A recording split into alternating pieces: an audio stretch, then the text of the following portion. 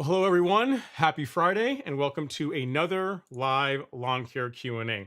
My name is Ron Henry and I'm here to help answer your lawn care questions. If this is the first time you've graced us with your presence on the channel, Instagram, Twitter, wherever you happen to be watching from, welcome. Super happy to have you here. The way this works is super simple. On your screen, you will see a box. In that box, you enter your question, comment, concern of the day, and I work through them in the order that they come in. Sometimes there's the answer, sometimes I do not, but either way, we have an awesome time talking about lawn care. Guys, it's been a fun week, man. As the season is winding down, year's almost coming to an end. Tonight, we're going to talk about some of the stuff we're going to be giving away next week and how you can enter to get a chance to win some of that stuff. LG's probably not going to, but I know the rest of you guys will definitely have a good shot at it. And yeah, it should be a fun time. Hopefully everyone is doing well and you got all your Christmas shopping done and just ready to close out 2022 and get started on 2023 here, because it's going to be here before we know it. So let's see what we have in the live stream tonight. Leading off tonight, we got Mr. Robert Rainey saying soil test got milled out today, so I did something to the lawn today. That's good. That's good. I like that, Robert. It's good that you're doing, you get your soil test mailed out. You're doing other stuff to the lawn. Very nice. And he's not hanging out with us too much tonight, guys. He says he's just stopping by just to say hello. Dinner plans this evening, so hoping to be back in time to catch the end. Well, I appreciate you coming in just to say hi, Robert. Hopefully you have a fun time at dinner. Travel safe, drive safe, and hopefully you eat something good. All right, so we got our first problem question of the evening. We got Gunny Grasshopper here saying, good evening, Ron. I live in Tequila. Found a place to rent a Verta cutter. Should I do it in March? Yeah, you can. I mean, if you want to do that as a way to also thin out the lawn as well, too. So say you're going to scalp, but you also want a verticut as a way to thin out the lawn, you can absolutely do that. Where verticutting really becomes something you want to add to your regular routine is really in the May timeframe, right? Once the lawn starts growing in and starts thickening up, by the end of May, it'll be nice and thick and starting to get dense. That's when you want to verticut it to thin it out just a little bit, and do that every month up until September. So depending on what kind of temperatures we're getting, depending what the weather's like. And that's my thoughts on the matter. You absolutely can do verticutting though earlier in the season if you want, as your way of thinning out the grass, right? Just the only thing I'd say is, if you're renting a verticutter, if it's one that does not have a catcher or a basket, some way to catch all the debris, it's a lot of work to clean that up after the fact. So just something to keep in mind. If you're going to get one, you're going to rent one. Like Verta cutting it is just half the battle if you don't have a a catcher or a basket, because then you got to get up there and rake the entire lawn. It's quite a bit of work. So if you want to do it in March, sure, but I would definitely say starting in May, making it a monthly thing is going to help you produce a really good stand of grass, really good looking turf if you were able to pull that off. He has a follow-up question, something that maybe some of the rest of you guys are also dealing with as well. He says, "Hi again. Have you heard of pink snow mole? I think I have a problem in my backyard." I have. Pink snow mole is something that it can happen in warm season grass. I mean, I've got like I don't know if it's necessarily pink snow mole, but I have a small issue that's near on the border between my lawn and the neighbor's lawn. It's typically something that you see more in cool season grass. It's not really common to Bermuda, zoysia. It can happen, but it's not something that you tend to see as well. So an idea of what it could look like, I'll show you. If your lawn has some stuff like this going on, let me see if I can bring it up here. We'll see if we can make this work. Let's see.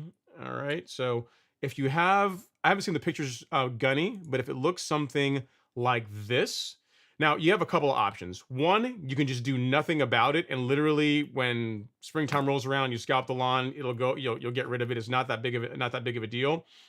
If it's really bugging you where it's covering the entire lawn, what you can do is get some so azoxystrobin and propiconazole are both labeled for pink snow mold. And if you want to get some of that, put some of that down, you absolutely can. So I'll show you here really quick. If you go to the store, you might already have some of this, but if you go to the golf course lawn store, go to shop, go to fungicide, insecticide, Headway, this guy right here is what you're going to want to go with. It has both azoxystrobin and propiconazole, both of which are are effective against pink snow mole. It's not particularly one that, again, if you want to treat it now, you can, but really you shouldn't have a problem with it when springtime rolls around. Where I've seen that become an issue, because I've had it in my lawn a couple times before, and then Alex has had it in his lawn, and typically what it happens is along the edges.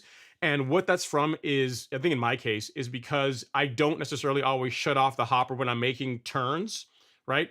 And that area perhaps is getting a bit more fertilizer than it needs, which is why that's the only area in the lawn. Like there, and like maybe a couple of tiny spots on the other fence is where you see a little bit of it pop in. I typically don't do anything for it. Again, when springtime rolls around, you scalp the lawn, you're good to go. Nothing really to worry about. But if you want to do something for it, you can use Headway. Anything with propiconazole and or azoxystrobin in it is going to do a good job suppressing it. And then again, I'm not saying it doesn't mean that the lawn will necessarily heal between now and spring, but it won't get any worse. So just something to keep in mind if that's the way you want to go. I haven't seen pictures of it. If you want to send me pictures, you can. But again, if it looks anything like this, it's really not that big of a deal to worry about it. Again, you can throw some fungicide at it if you want. But it's not, again, by springtime, it's not going to be a problem once you scalp and the lawn wakes up. So hope that helps. If you need anything else, definitely let me know. So guys, tonight is giveaway night. And when we get a little bit further down the show, we're only a few minutes in, I'll talk about what we're going to be giving away on next week. Because you guys know how I do it. I use a tool that will read through the comment section, and then we'll pick a random viewer. So even though we're announcing it tonight and showing you guys what we're going to be giving away tonight, you're not going to be able to win or know if you won until next week. So you got to show up next week and to see if you won the giveaway. So should be a good time. All right, next up we got Linda Hayes in the house. She's saying good evening. Good evening, Linda. Hopefully you're doing well. Hope you're having a great Friday. Mr. VMH, Mr. Crabgrass No More is in the house saying, hey Ron, what's going on, VMH? Hopefully you're doing all right, sir. And then next up, we got No Name saying, good evening, Ron, and hello, fellow lawn enthusiasts. Those stripes are on point today. Thanks. I appreciate it, man. I got done a little bit early, so figured I'd go out and turf rake the lawn. So the actual story is we had a lot of rain over the past couple of days. And I noticed that I got a bit of like grass clippings clumping up near like the swale area. I was like, man, I've been catching my clippings, but I really haven't turf raked in a long time. So if you guys followed the YouTube stories, you guys saw how much debris came out just from turf raking it.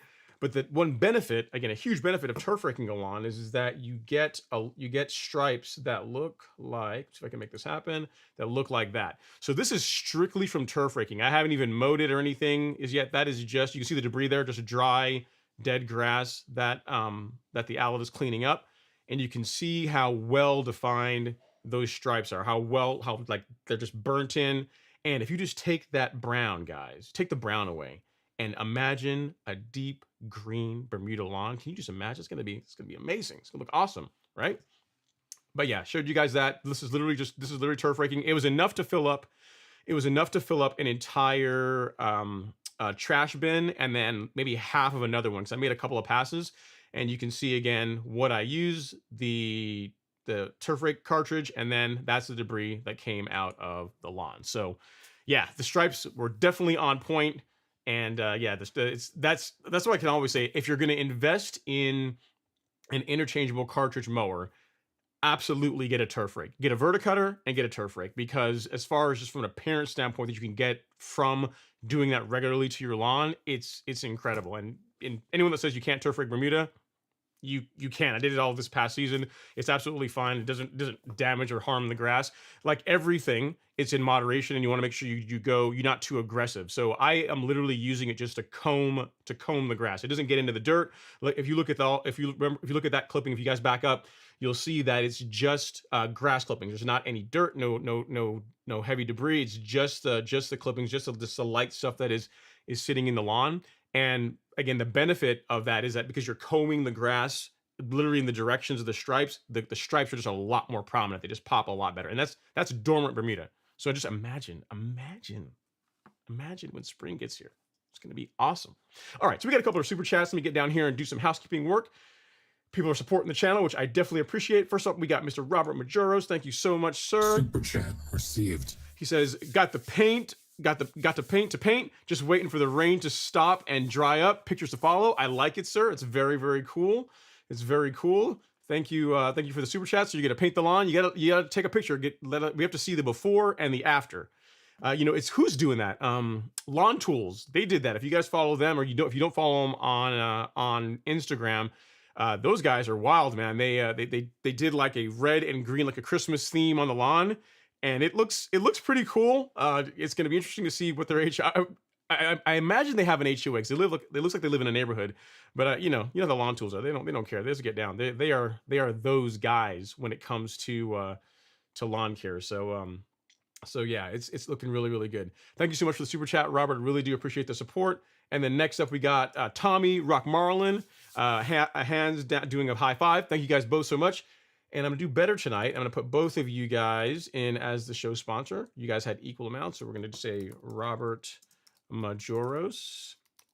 Thanks again, and Tommy. We're gonna say that, and Tommy. I can't put the whole thing in Tommy, but you guys are now the show sponsor, unless you guys get dethroned. So congrats. Your name's in lights for whatever that is worth to you.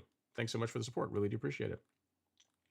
All right, next up we have let's see, Dalvin Larry. Actually, no name is saying let's get the likes up. Let's definitely do that, guys. We got over 60 people here in the live stream right now. Just hanging out between the various platforms. Make sure you hit the like button. Doesn't cost anything. It's a free way to support the channel. So definitely do that if you would not mind. I really would appreciate it. We got Dalvin Larry in the house saying, hey, Ron, what's going on, Dalvin? Hopefully you're doing well, sir. Mr. C. Hill saying, greets and salutations, good sir, and fellow lawn nuts. Hope is all well with you and yours. I am, man. I'm doing well. I'm happy to take a little bit of time off, and all you guys on Instagram, also thanks for you guys coming to hang out too. And I'm enjoying a little bit of downtime, a week or so, week and a half of downtime, which should be nice. And yeah, so just relaxing a bit.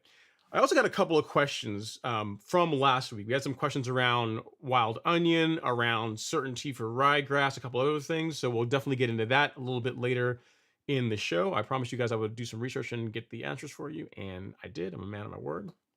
So stay tuned for that. Stay tuned for that. Kevin D. Jones is up. He says, good evening, Ron and everyone. It's getting close to the LG sponsored Christmas giveaway. We can't break tradition. You're right. We're not going to break tradition. We are not going to break tradition. It should be a fun night, at least announcing what's going to be given away. Again, next week is when you got to come back to actually see who won, but you're gonna find out tonight what the items are going to be for the giveaway. I've got I got 4 things in mind that we are going to do. All right, so let's first take the first question, or the first question we had from last week. So it was from, let me get Kevin over here real quick. It was from Shauna. She says, I got later late, hope hasn't been asked. So far, no POA, but these wild onions are pretty bad. What can I use to kill them? I guess pre-emergent doesn't work on onions. Thanks, Ron. So yeah, so you can use, there's a couple of things that'll kill wild onions.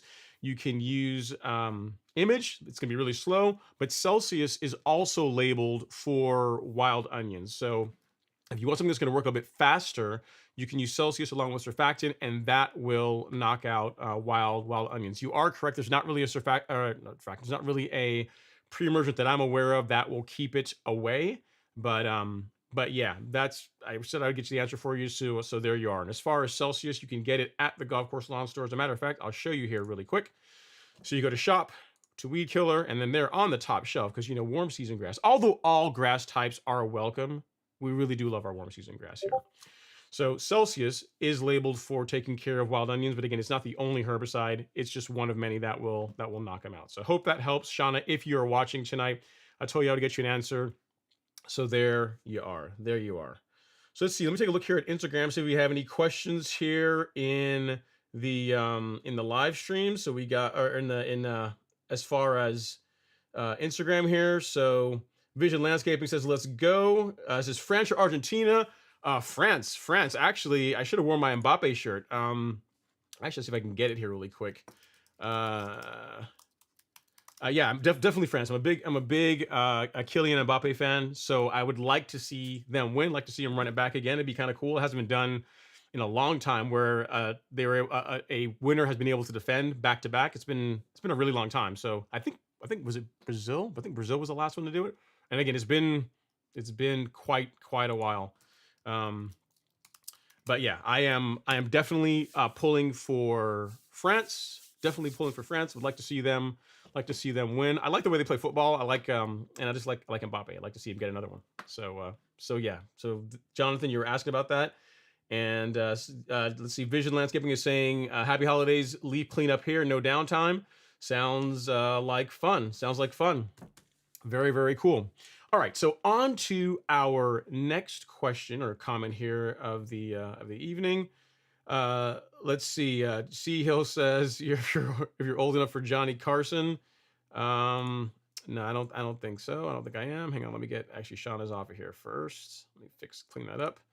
And there we go. If you're old enough for Johnny Carson, and the reason why he says that is his comment saying, and here's Ronnie yelling, which I guess is something that Johnny Carson did. But yeah, so next up we have James Kelly. He says, how is everyone? I was able to get a fresh cut this morning. I have to send some pictures of the Kentucky bluegrass. You know what, James, if you're able to make that happen, if you're able to send some pictures, I will do my best to get it on the show to show off your Kentucky bluegrass lawn. If you want to, please send your pictures to ron@golfcourselawn.com. That's my email address. If you send me a picture or two, I'll do my best to see if I can get them on.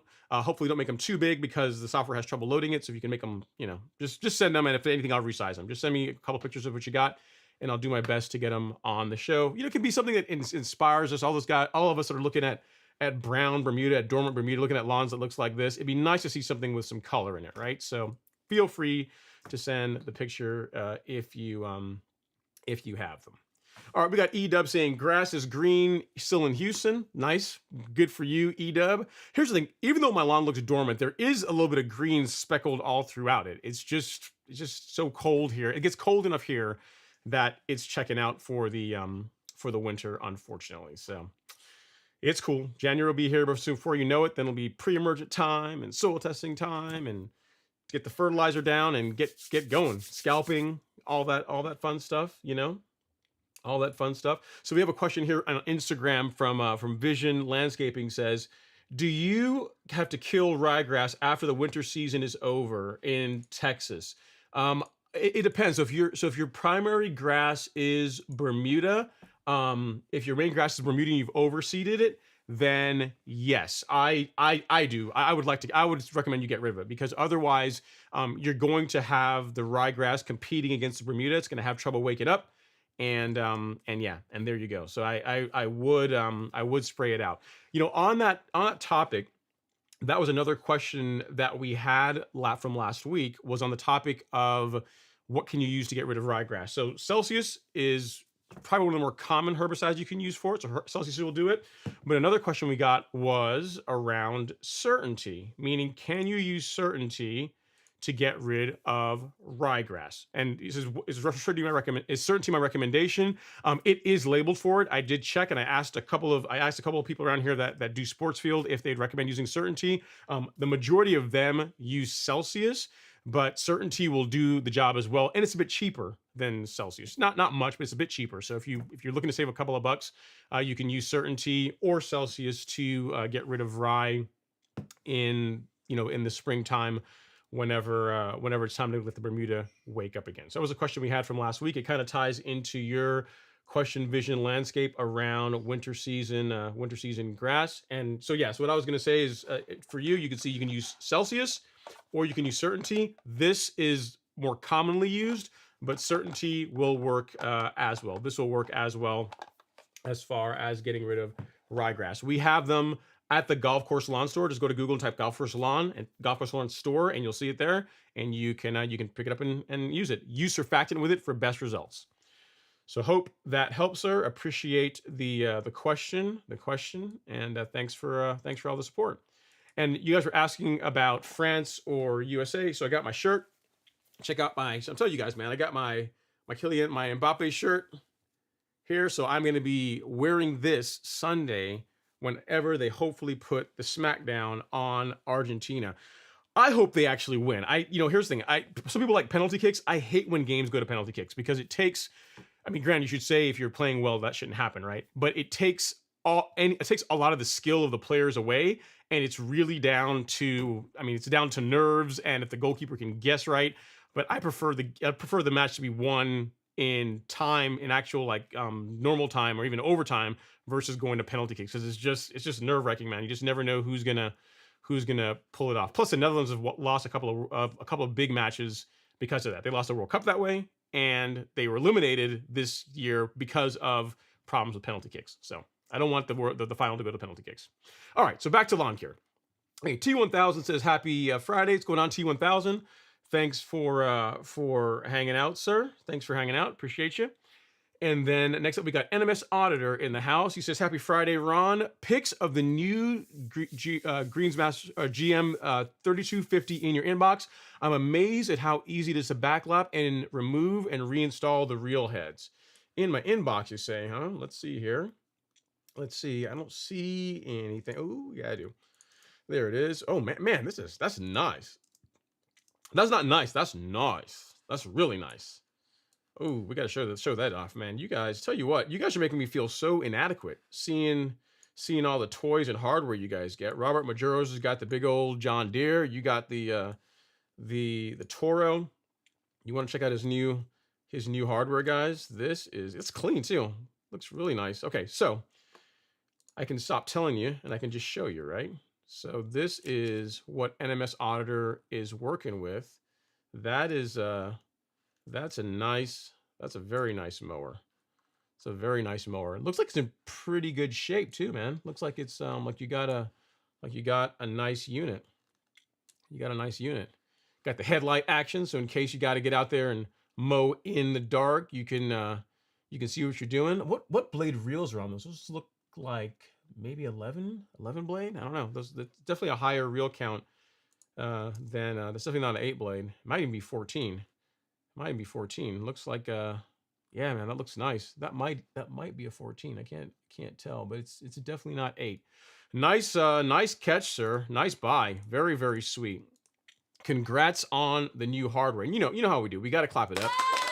It's got to happen. Got to give you a dap. You know what? Because it's a ride-on reel mower, we're gonna do it again.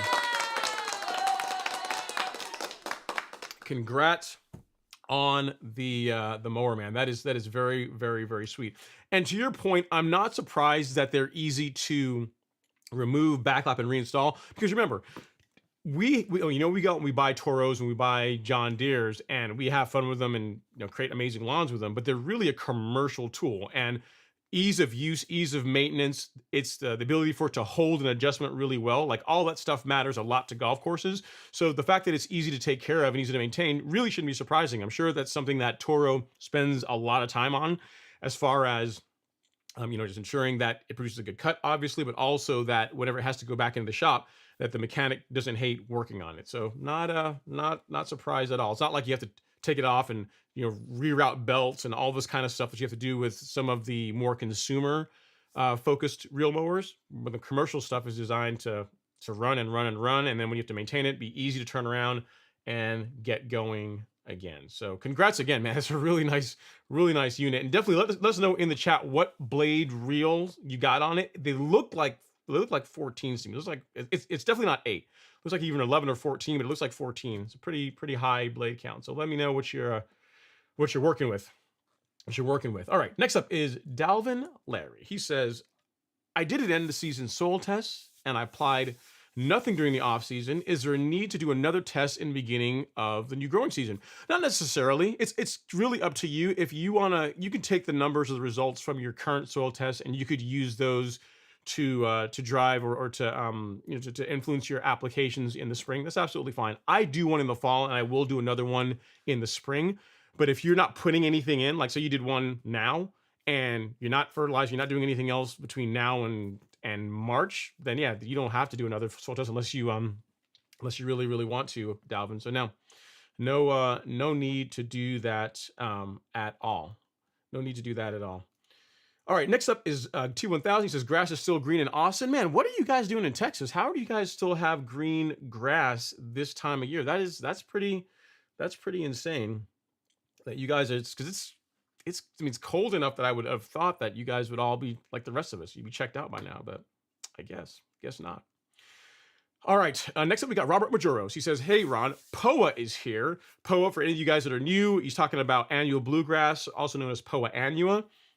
It is the bane of our existence in warm season turf. It's the one they actually put it on sports fields. Like some places actually like it, but around here, it's horrible. We want it gone. So his question is, with temps in the 50s, can I still apply certainty with a surfactant, or is it too cold? You can. It's going to work slower. It's going to be a little bit slower to work, but it will work. No, that's not true. Not last year. Earlier this spring, or earlier this year, it's more accurate, when it was late winter, right before the spring, before spring started, I used certainty Celsius on my neighbor's lawn to help clean it up, and it worked. It did a great job. It did take a little bit longer to begin taking the color from the POA and causing it to die off, but it did work. So yes, you're still gonna, if you wanted to spray it now, you absolutely can. It's just gonna work a little bit slower. So just keep that in mind. It's gonna work fine.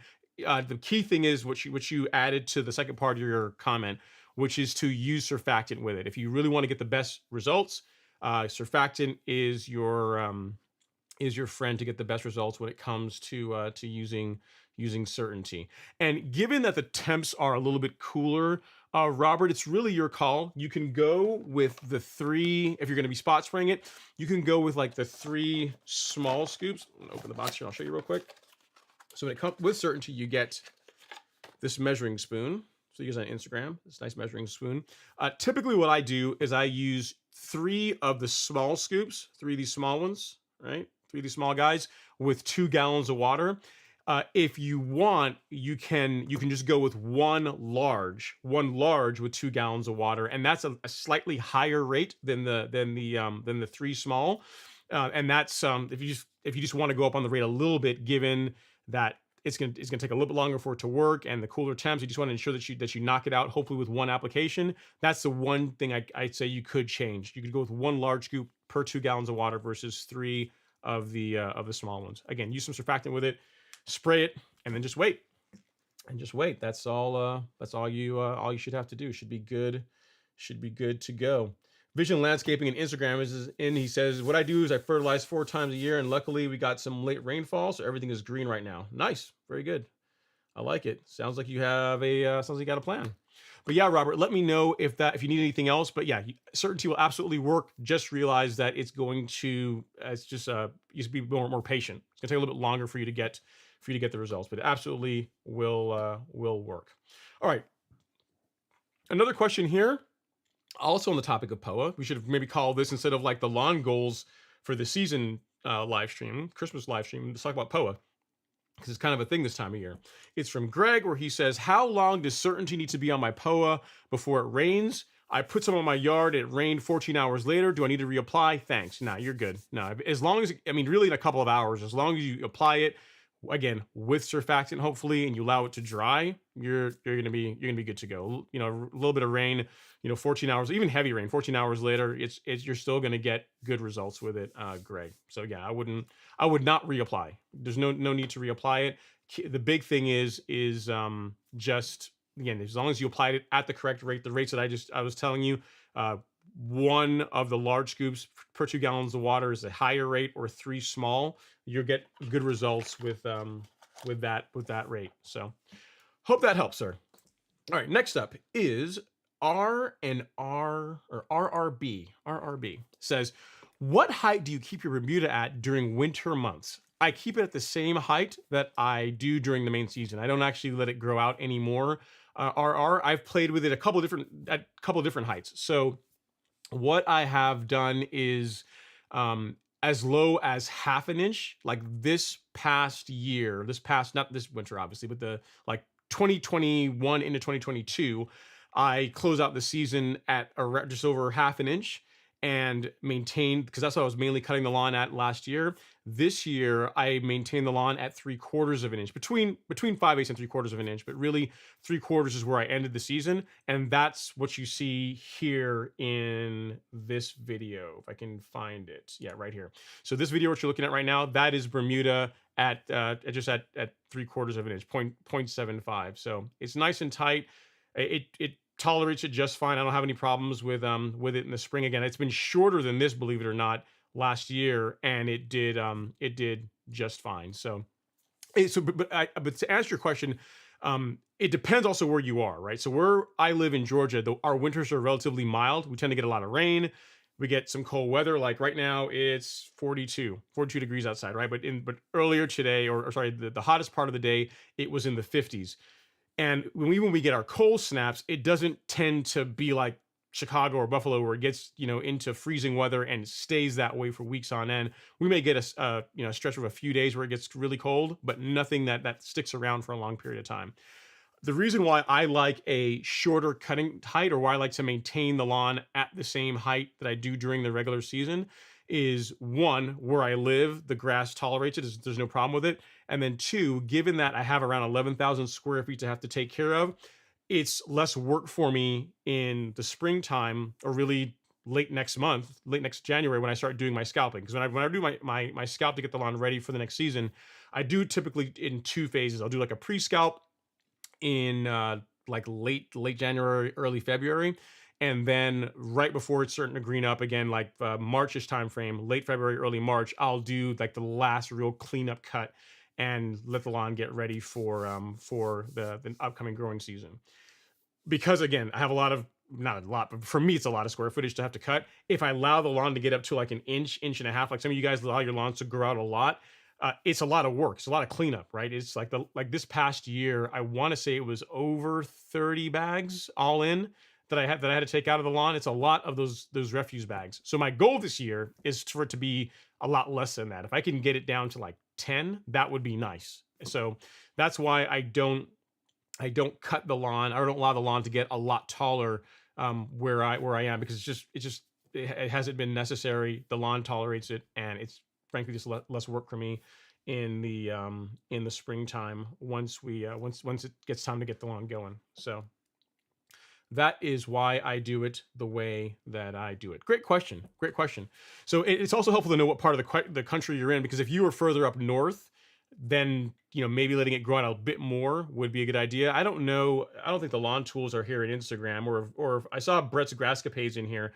I don't know what height they maintain their Bermuda at. They're in Arkansas, so it's quite a bit colder than it does here in Georgia. And it'd be interesting to know what height they're at. But for me, 3/4 of an inch all year round does really well. No problems at all. Great question. All right, next up is Don Vasquez. He says, "Happy Friday, Ron. Happy Friday, Don. Thanks for coming to hang out. I have a client with Bermuda in her backyard, installed a great French drain and surface drain, but her dogs are wearing the turf down faster than it heals itself." I don't know if there's another question there. Oh yeah, it says, "Besides putting rock down, should I overseed it?" No, I don't think so. I don't think it's a great idea. I mean, no, because I mean, let's say that, let's say you could let's say that I could just stand on snap, right? And you overseeded the lawn in that area, so in that area, and it grew in. The dogs are just going to tear it up again anyway. You know what I mean? So it's not like that's going to really fix the problem. So if there is a couple things. One, this time of year, the grass isn't growing very aggressively, so its ability to heal is going to be compromised. So what I would do is this. I might wait until you didn't say when you did it, but I might wait until the springtime, a few months from now, March timeframe, and see how the lawn does when the Bermuda is actively growing, and when it's in its phase where it can actually recover from that type of damage, and then see. If it's where they just love scratching or digging up that part of the area near the drain, I mean, you may have to do rocks around there or do something else around there, or she can try and train them to not tear up that part of the lawn. But again, even if you were to resod it or to seed it or anything like that, there's nothing that says it's not going to be a problem. You can have the same problem all over again. And the fact is, if you go out and you were to overseed it, Arden 15, again, you can't get anymore. Arden 15 and Tifway 419 look pretty good together as far as two different cultivars of Bermuda that look reasonably good together, right? I can't say that for other types. So the last thing you're going to want to do is go and introduce some other Bermuda grass seeds to this lady's lawn, and not know how it's going to look, and then you have a problem that you really can't get rid of, right? There's a lot of trouble to get rid of. So to answer your question, no, I wouldn't overseed it. I would wait until the springtime. I'll do a couple of things. One, ask her to keep the dogs away from that area if at all possible. Wait till spring and see how the lawn tolerates it as it begins greening back up again. And then as a last resort, if you have to just extend the drainage area a little bit by putting rocks around there, you could do that. But the thing with that, I'm not sure how that really fixes the problem, because without seeing pictures, it's hard to give you a great answer. But let's say that this is the drain, and the dogs are tearing up around here. If you add rocks, what's going to just prevent them from tearing up where the rocks are? You know what I mean? You're just moving the problem to a different area is what, if I'm thinking about it properly anyway, that's what I could see happening. So the best way to fix this is for her to train the dogs not to go tear up that part of the lawn. That would be the best thing. And then next is just to let the temperatures come in and see how the lawn does when Bermuda is actively growing. The last thing I would say, and I really wouldn't recommend it, is to introduce any kind of seed, because it's not going to fix the problem.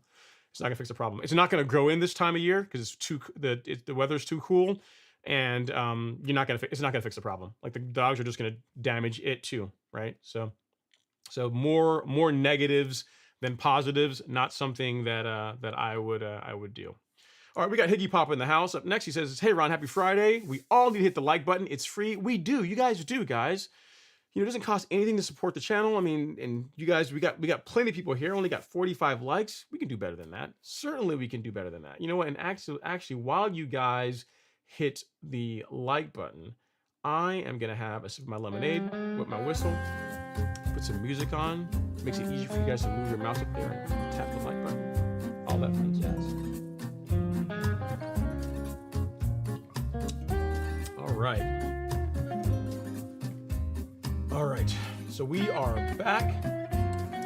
Throat is no longer dry, and on to our next question or comment. We got Travis Winston he says, "Happy Friday, Ron, and rest of the Golf Course Lawn Squad. Hey, Ron, what is the name of the new cultivar of hybrid Bermuda grass seed since Arden 15 is no longer available?" I don't know. It hasn't been announced yet to my knowledge, Travis. It hasn't been announced yet to my knowledge. I believe a viewer last week asked a question similar to this. I think they actually called Pennington and they said, yeah, it's not ready yet, or they're not they didn't get an answer as far as what the new grass seed is going to be. So unfortunately I don't have an answer for you on that one as yet. I don't know. And it's too bad they got rid of Arden 15, man, because Arden 15 is pretty sweet. I do like Arden. It was a good one. Princess 77 is good. Arden 15 is also good. Those are both two cultivars that I like, that I really did like. The one thing about Arden 15 that was really cool is it germinated a lot faster than Princess 77. Now, they said that Arden 15 had a finer leaf than Princess 77, and I didn't really find that to be the case. I think Princess, in my opinion, because I've had both of them, is a little bit finer to my eyes, a little bit finer leaf. But Arden is better cold weather resistance. It's better in pretty much every other way than Princess. It's really too bad they got rid of it. Really too bad they got rid of it.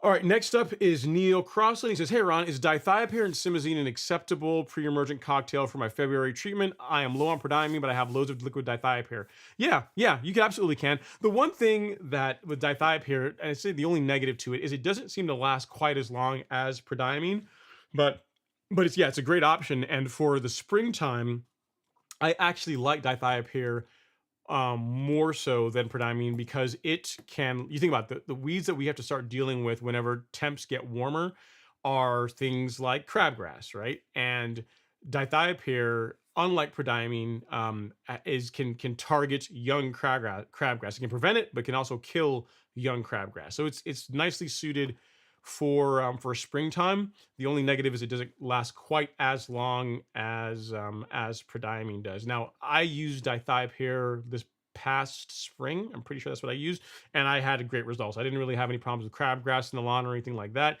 and I applied it pretty early. I tend to apply my pre-emergent a lot earlier than a lot of you guys do. I want to say I definitely got it down in February. I want to say mid-February is when I applied it. So yeah, it's a great option.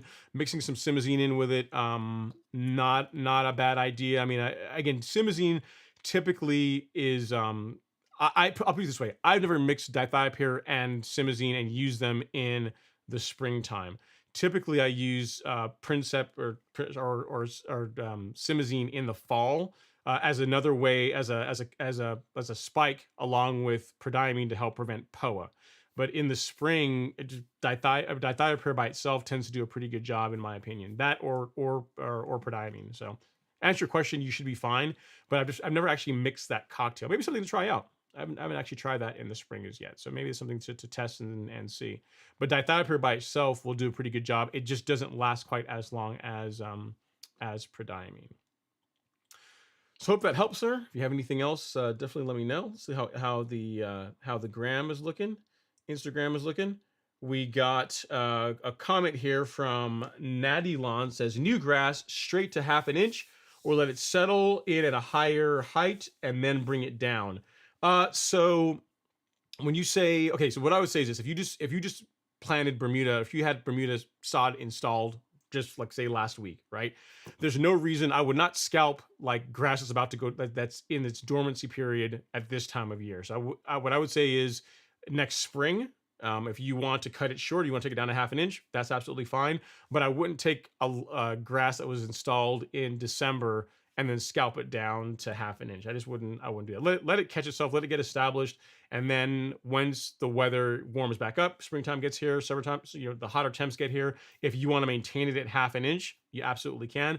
What I will tell you is that maintaining a lawn at 1/2 inch is a lot more work than people really think. It's not so easy just saying, hey, I'm going to set my mower at 1/2 inch and just keep cutting it that way. Between 3/4 inch and 1/2 inch, between June and July, really those 2 months, you're mowing practically every day if you want to keep it looking nice. And that's even with using Primo.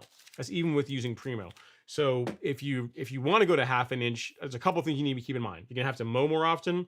You absolutely are gonna want to use growth regulator, and Verta cutting is also gonna become important too, because if you're cutting it that short and that frequently, it's gonna thicken up, and then after 6 weeks or so of this, you're going to start having cutting issues, meaning the lawn is going to start scalping in places that it didn't before. So if you're going to go down a half an inch, completely doable. It's a lot of work. Having done it myself, I don't know that it's necessarily like the juice is worth the squeeze, because it's a lot of time commitment as far as mowing it. You definitely have to verticut the lawn. And if you don't do that, you're going to have cutting issues. So it's really your call. And frankly, I find that you didn't say what kind of grass you have, but I find that Bermuda looks better at 3/4 of an inch, between 5/8 and 3/4 of an inch, than it does below half an inch. The color's better, it stripes better, it's less mowing. You don't have to mow it as often. So there's a lot of reasons, in my opinion, to maintain it at a little bit higher. You know what I mean? Like what you're looking at here, this is obviously it's dormant Bermuda, but that's dormant Bermuda at 3/4 of an inch. And it's not spongy. If you walk on it, it doesn't feel like, like it's not like you're leaving footprints in it or anything like that. I mean, it's nice and tight. It looks great, and it's not as much work. So if it were me, I would bump it up if it were me. But your call. Feel free to give it a shot if you want, and then and learn for yourself as far as Bermuda at lower cutting heights. All right, next up is T1000. He's here. He says, I have Bermuda grass in Austin. I got a soil test. pH levels are high. NPK is low. Should NPK be low if I still have green grass? Is this to be expected during the winter months? Can sulfur lower pH? Well, here's the thing. Couple things. T1000. There's a lot in that comment. One, your grass can be green with lower NPK levels. It will look better. It will be greener. It's gonna have better color and just be more healthy if it does have adequate nutrient levels in it. But as far as like if you don't fertilize your lawn, it's not going to turn green. That's just not, it's not true. Think about it. There's more grass on this planet that's never seen a drop of fertilizer added to it that's green, than our lawns. But it will look better with a proper nutrient levels. Okay, so you said your pH levels are high, NPK is low. So yeah, if you are, see, your lawn is dormant. So if your lawn is dormant right now, I wouldn't do anything about it as far as inputting any NPK now. I wouldn't add any nitrogen, phosphorus, or potassium this time of year now. But I mean, if you want to do just straight potassium, that's the one thing you could do when it's cooler. But I would definitely not add any nitrogen this time of year. So wait till springtime. And that's the fact that your NPK levels are low. One thing you'll find is that the salts that are in fertilizer can have an acidifying effect on not all soils, but it can have an acidifying effect on the soil. So that might bring your pH down a little bit as you begin feeding the lawn. Or again, when the springtime happens, you can also add an elemental sulfate if you want as well to help bring the pH levels down. You said they're high. I don't know what high means. I mean, high could be 7.5, which is up there, or it could be like 7.0, which is on the higher end of the acceptable level. And frankly, I'm not a level that I would really do a whole lot about. So it depends on what you mean by high. Is it to be expected during winter months? Not necessarily, because if you look at, I'll show you my soil test from a few weeks ago, and this lawn hasn't seen any fertilizer since late September, early October, really September. October just got spray.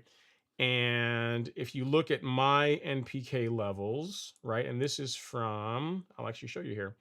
So we'll show this. Yeah, so this is from a test that was taken, a sample was taken November 30th.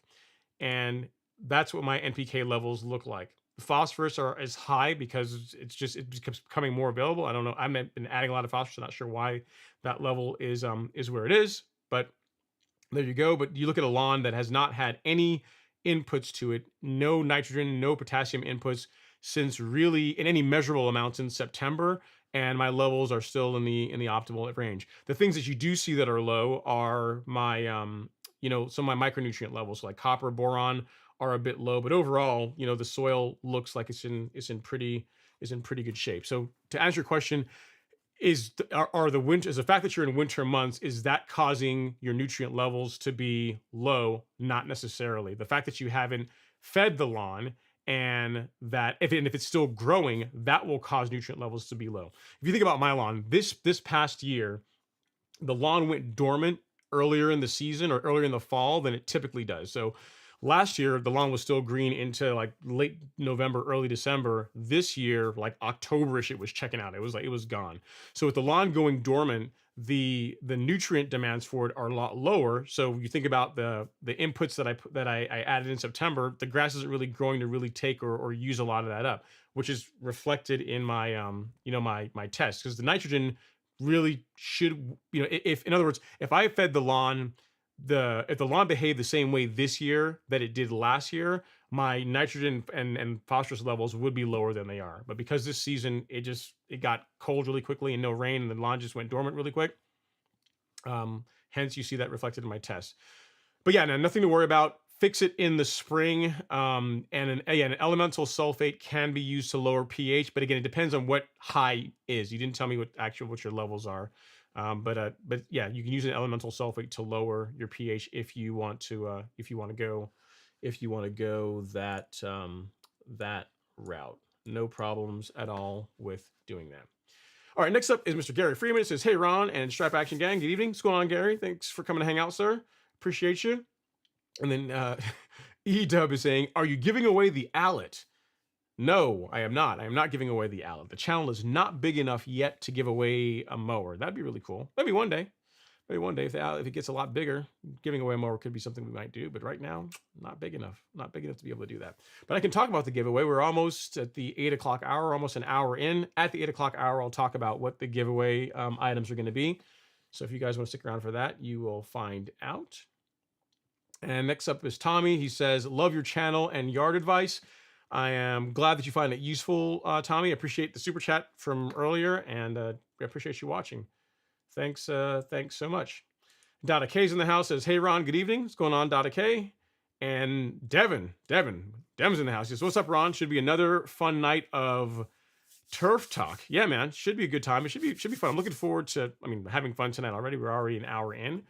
But also this weekend. This weekend should be, it's going to be fun, but it's also going to be sad because the World Cup's going to come to an end. But hopefully France will get it done. We'll see.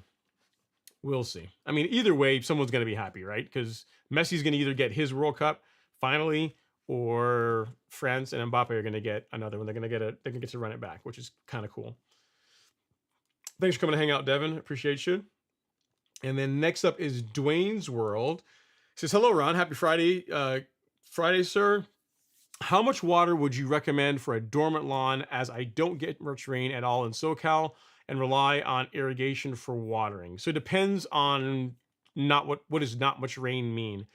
This time of year, I don't run irrigation at all. I actually did a YouTube story talking about this, where because we get rain literally here recently, it's been at least once a week, and normally when it comes, it's a couple days where it just rains and rains and rains. There's really not much reason, at least in Georgia, to run your irrigation, because it rains all the time. So I would say this, Dwayne, if you went more than 2 weeks without any kind of rainfall, like nothing at all, 2 to 3, I'd say 3 weeks, almost 2 to 3 weeks without any kind of rainfall, or no, then if you want to run a light irrigation cycle, you could do that. But it's, around here, it's not necessary. You say that you guys don't get much rain, but if you get any kind of rain within 2 weeks, I wouldn't bother running irrigation. I really wouldn't.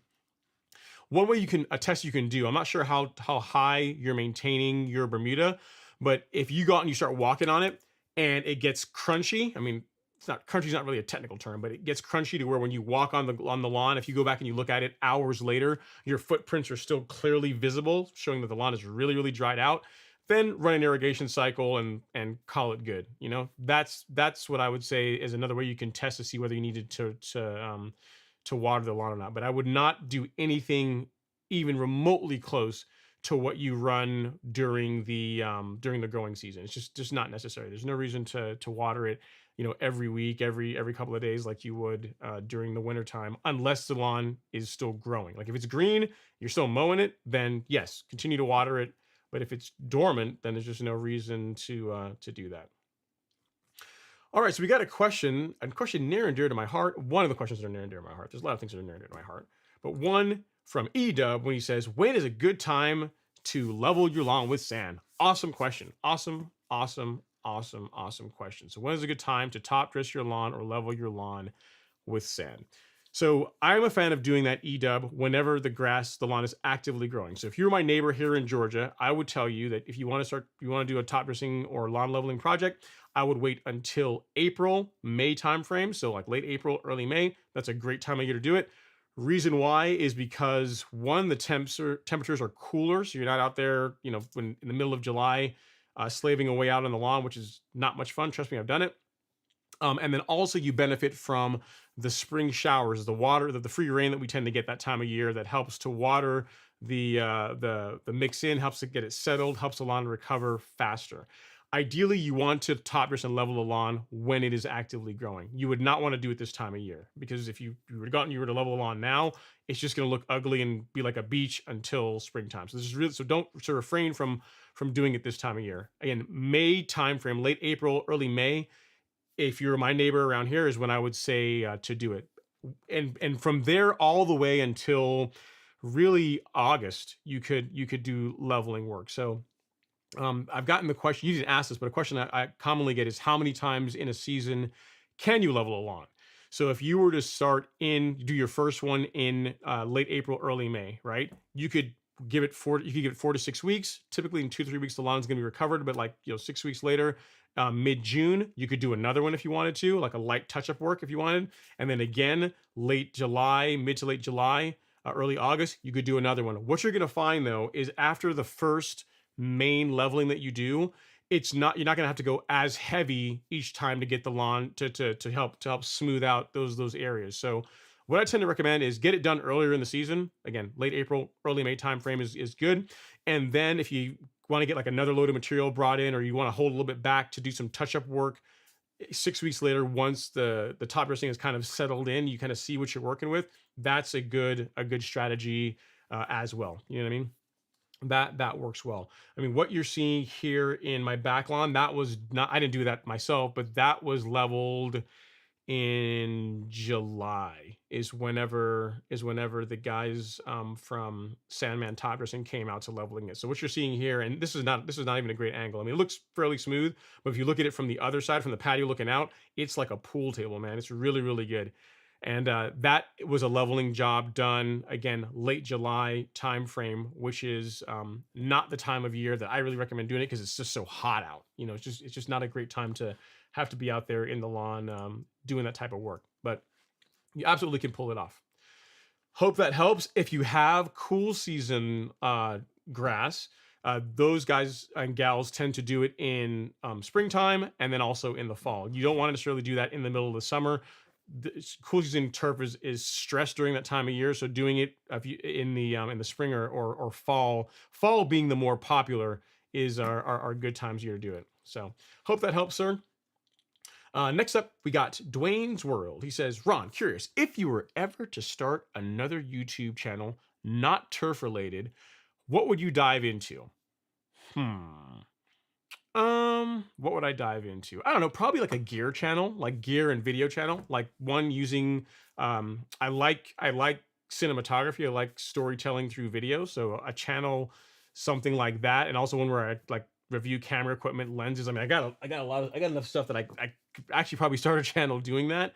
But yeah, something tech related, something like kind of like what MKBHD does, but more focused on, instead of it being like on iPhones and like in general, more so on technology related to video, like monitors and cinema camera. What's the difference between a cinema camera and a stills camera? Like, what do you get? Like, what do you get when you have that, when you buy one of those? What are the negatives to getting one of those types of things? So that's, if I were to do anything, that would be I think some fun content.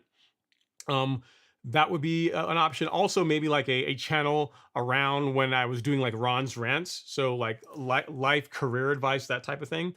That's something that I could see myself doing as well too. So something like a tech channel, mainly focused on cinematography, and perhaps like a Ron's rants, like my opinion of how to not like mess up your life, how to not make life any harder than it needs to be.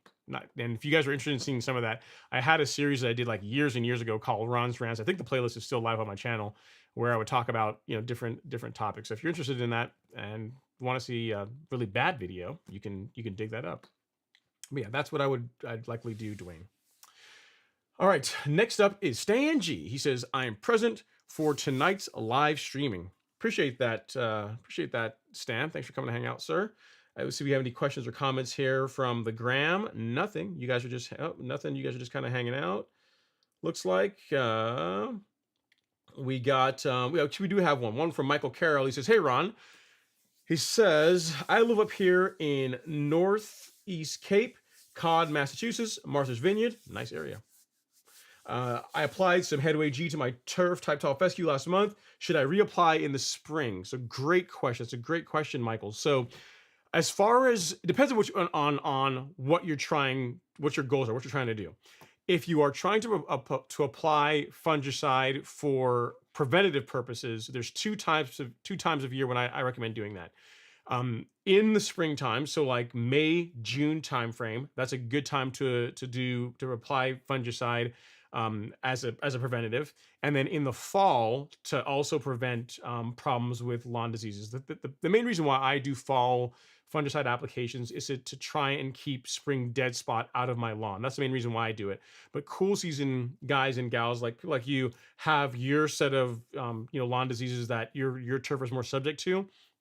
And a fall fungicide application is probably beneficial as well.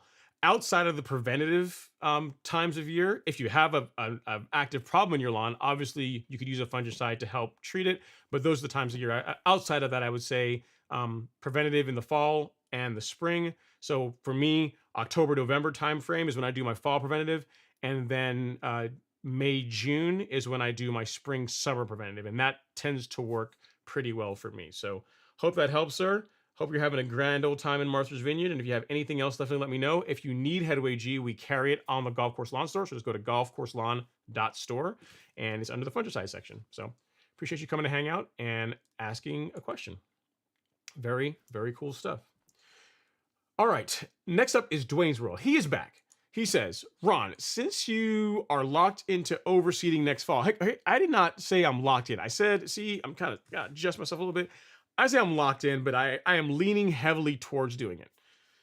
So since you're locked in overseeding next fall, I would recommend a perennial ryegrass versus RPR. RPR is great for year-round ryegrass, but wouldn't want it regenerating after spraying it out. Cool. Yeah, I'm gonna get to do some research on that. I mean, I know there's a lot of different people that make a good ryegrass seed. Maybe something from Barenbrug or someone else. I don't know. I have to look around. Maybe I'll ask the guys at MySoil. I know they have a grass seed. I'll also ask some of my buddies around here that do fields that overseed baseball fields here in Georgia and ask them what they're using. If some of the pictures they've sent me look incredible. So whatever they're using, I can just figure out what weight, how heavy they're applying it, and get that grass seed, and I'll throw it down. And when it happens, if and when it happens, which it probably will happen, you guys will know. I'll definitely let you guys know what I'm going to be rolling with. We got Arden in the Instagram. What's going on, Arden? Thanks for coming to hang out, sweetheart. Hopefully you are doing well, staying warm out there in Colorado. Bless your heart. No way I would live out there. It's way too cold. All right. Next up is Tutrilla. He says, hey, Ron and everyone, happy Friday.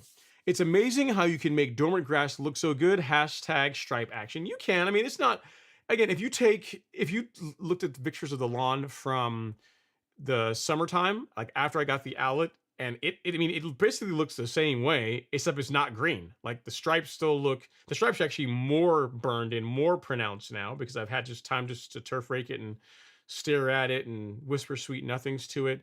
But I mean, if you just take the brown away and turn that green, that is how it's going to look. Hopefully this time, or hopefully in the springtime. What I'm going to do, that'll be a really cool transformation video. I'll get out there. Maybe I'll do a nice panning shot, another one. I mean, I've got one already, but do a nice one like that, showing it when it's dormant, and then show it transitioning to green. That would be actually pretty cool next year when it's when it's all greened up. It's a good idea. It's cool. But yeah, but as far as making it look that good, Tutrilla, it's the turf raking, so keeping debris out of it as much as you can, and just getting out there and doing a mow every now and then. I mean, you don't even have to mow it that often, really. Again, I do it more than I really need to, but if you get out there and you make a pass on it, every few weeks, every 2 to 3 weeks. You don't even have to do it that often. You can. You know, it's gonna look really, really good. So it doesn't take much because the grass isn't growing right now. So it doesn't take a whole lot to keep it looking good. And part of it, I'll just to be completely transparent, part of it is I'm also trying to save work for myself, right? So when we got a bunch of heavy rainfall this past week, I had some grass that kind of started clumping up there near the swale, like not on the lawn, but when it was draining off. So I thought, there must be more debris in the lawn than I'm thinking because I haven't turf raked it for a few months. So let me just see what happens if I put the turf rake on it. And an entire trash can and a half came out.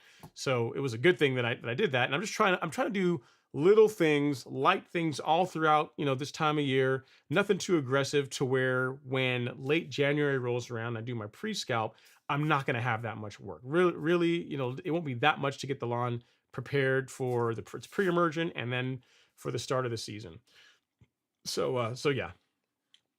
Thank you for the kind words about it looking good, and I enjoy it. It's fun. It's my therapy. I can get out there when I'm just out there running the mower. I think about work, think about different things that I'm thinking about that's going on the work standpoint, and it's just a time just to tune out and just think. It's a good time.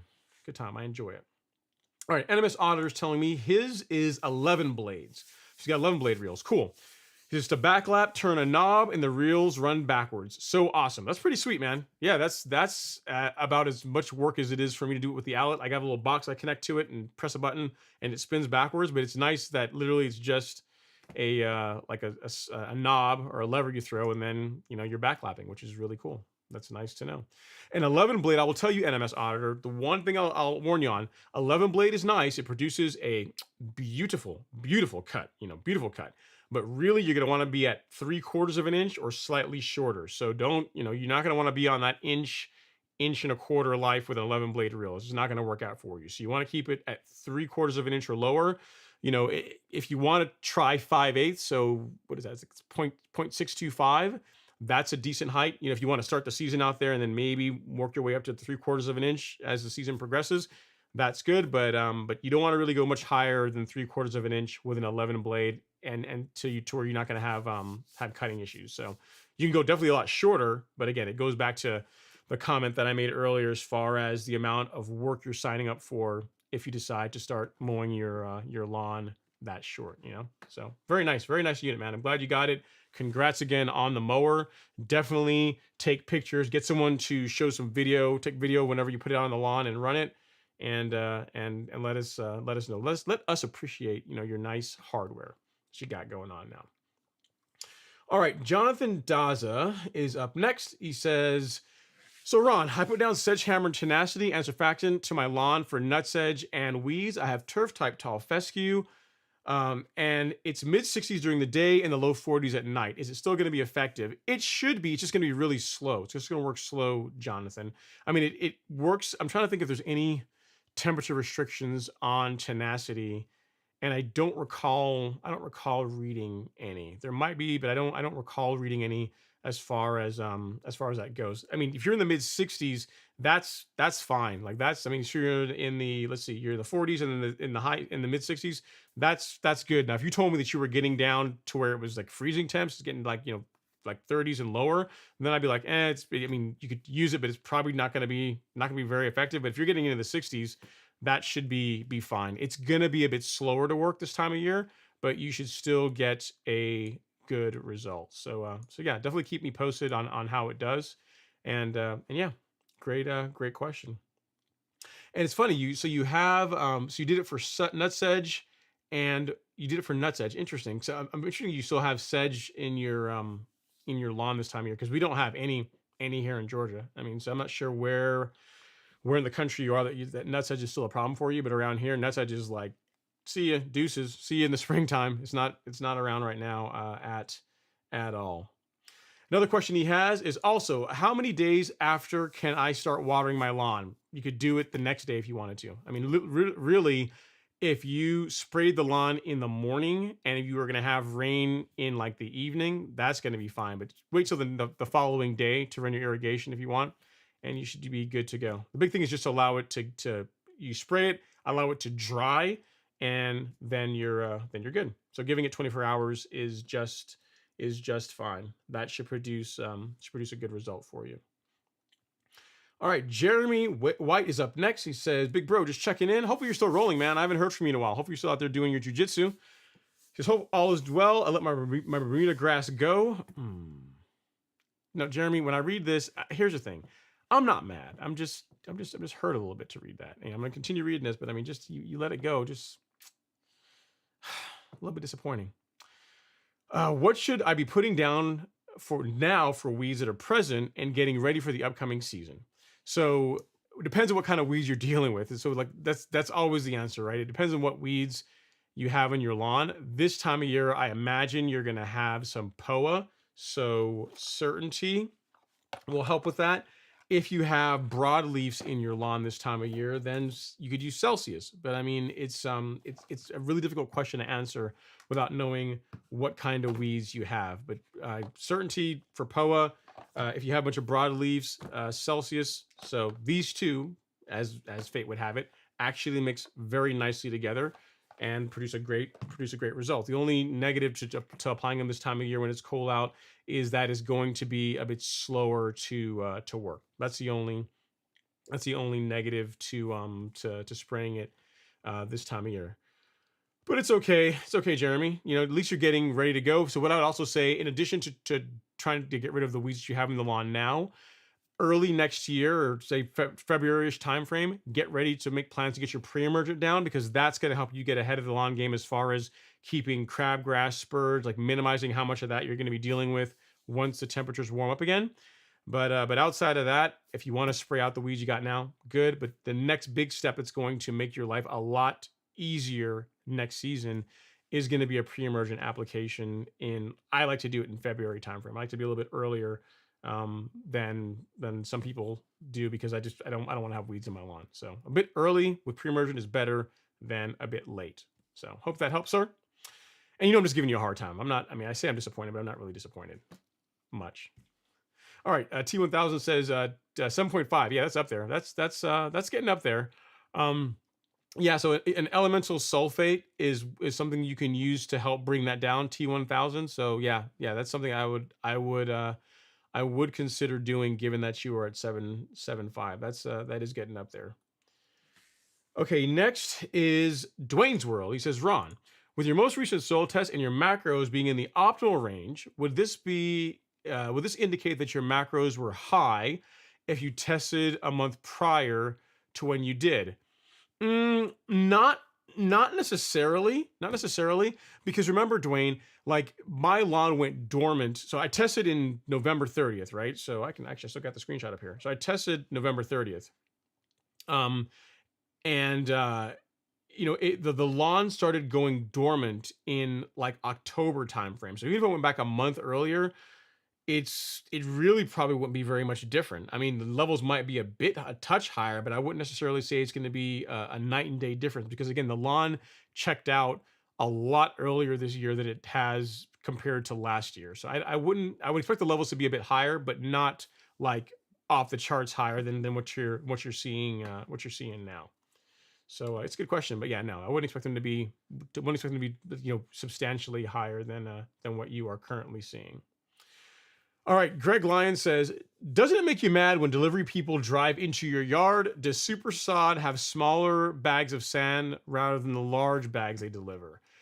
They do. They have smaller ones. I don't know if they deliver them though. I think you have to go pick that up yourself. I don't think they deliver the smaller sacks. And does it make me mad? Not really, because when they come in, they don't drive on my grass. They drive on the driveway. They drive off the street onto the driveway, and they drop it on the driveway. They don't drive on the lawn. It's funny because Supersod will do that. They actually when they did it for me the first time, they said, "Hey, if you go out and you mark some areas where you want them delivered, we'll actually go out in the lawn and drop them there." And I'm like, "You can't." I mean, my voice got a little higher. Like, you can't go take that big huge piece of heavy equipment, a battle cruiser, and drive that on my turf. No, I mean, that's how I got it. Just exactly how I didn't say that. I just said, no, just fine. Just put it on the driveway, on the pavement. I need the exercise anyway. I'll just move it from the driveway to where I want it to go. No, please don't drive any heavy equipment on my on my lawn. Can you imagine, man? Tractor tires? Oh, it'd be terrible. Horrible. Here's the thing.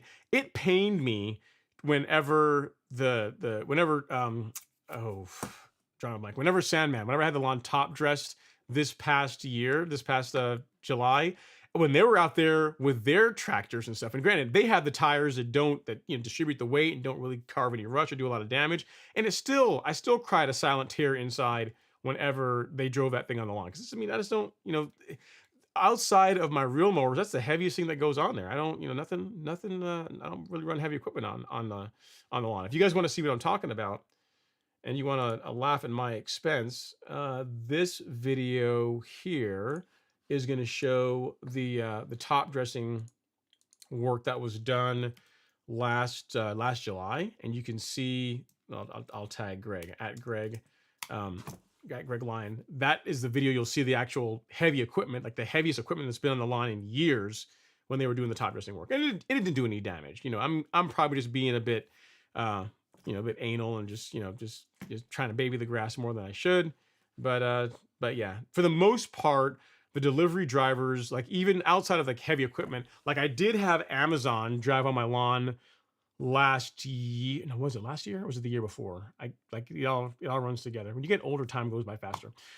But they drove on the lawn and broke my irrigation. Like I've had that happen, and they made it right. They fixed it.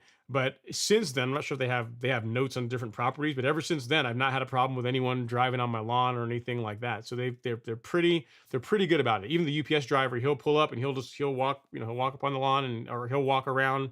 They're really good about not driving their stuff on the lawn because I care about it. I mean, it's obvious that I take care of it, and it would really irritate me if someone drives heavy equipment on my turf. So I've got them trained. I've got the delivery drivers. I've got them all trained. Plus, I work from home for the most part. I'm here all the time, so I, when they pull up, I kind of open the door and walk out and like, hey, what's going on? And make sure they don't do anything crazy. Again, I'm not really too passionate about my lawn much, and but yeah. But yeah, you check out that video, Greg, if you want to see some heavy equipment on my lawn. You want to see me twitch a little bit while I'm trying to interview the guy doing all the work. All right, next up is DeMarcus Thompson. He is up next. And he says, happy Friday, Ron. I live in Texas. My lawn is still growing, overseeded with Bermuda in September. However, I'm wondering if this is still a good time to work on strengthening my roots.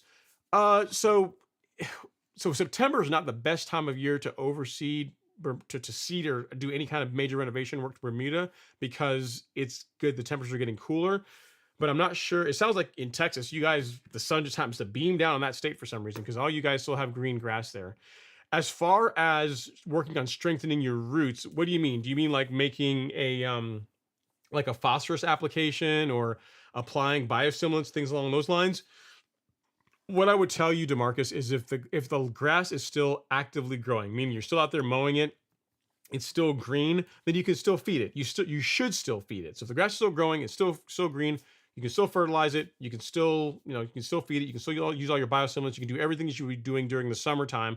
Maybe you'll back the rate down a little bit because it's not going to be growing as aggressively.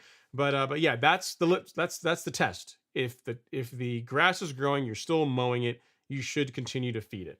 If it's not growing and it's dormant, I would not. Now, can you apply some of the biostimulant products like humic acid and those types of things this time of year? Yes. Is it going to hurt anything? No. Are you getting as much out of it as you would if you waited till like March? No. So I would wait till a little bit later, a couple months from now, whenever the season's about to kick off again. The only thing that I would say that I would add this time of year is any kind of product that has biochar in it. So like a biochar or compost product, you can absolutely add that now. That's not going to hurt anything. It's going to stick around in the soil for years and years and years and years. So if you want to do something now, adding something like Essential G, which is currently sold out, but I'll show you what I'm talking about anyway. Should be back in stock hopefully next week. We'll see.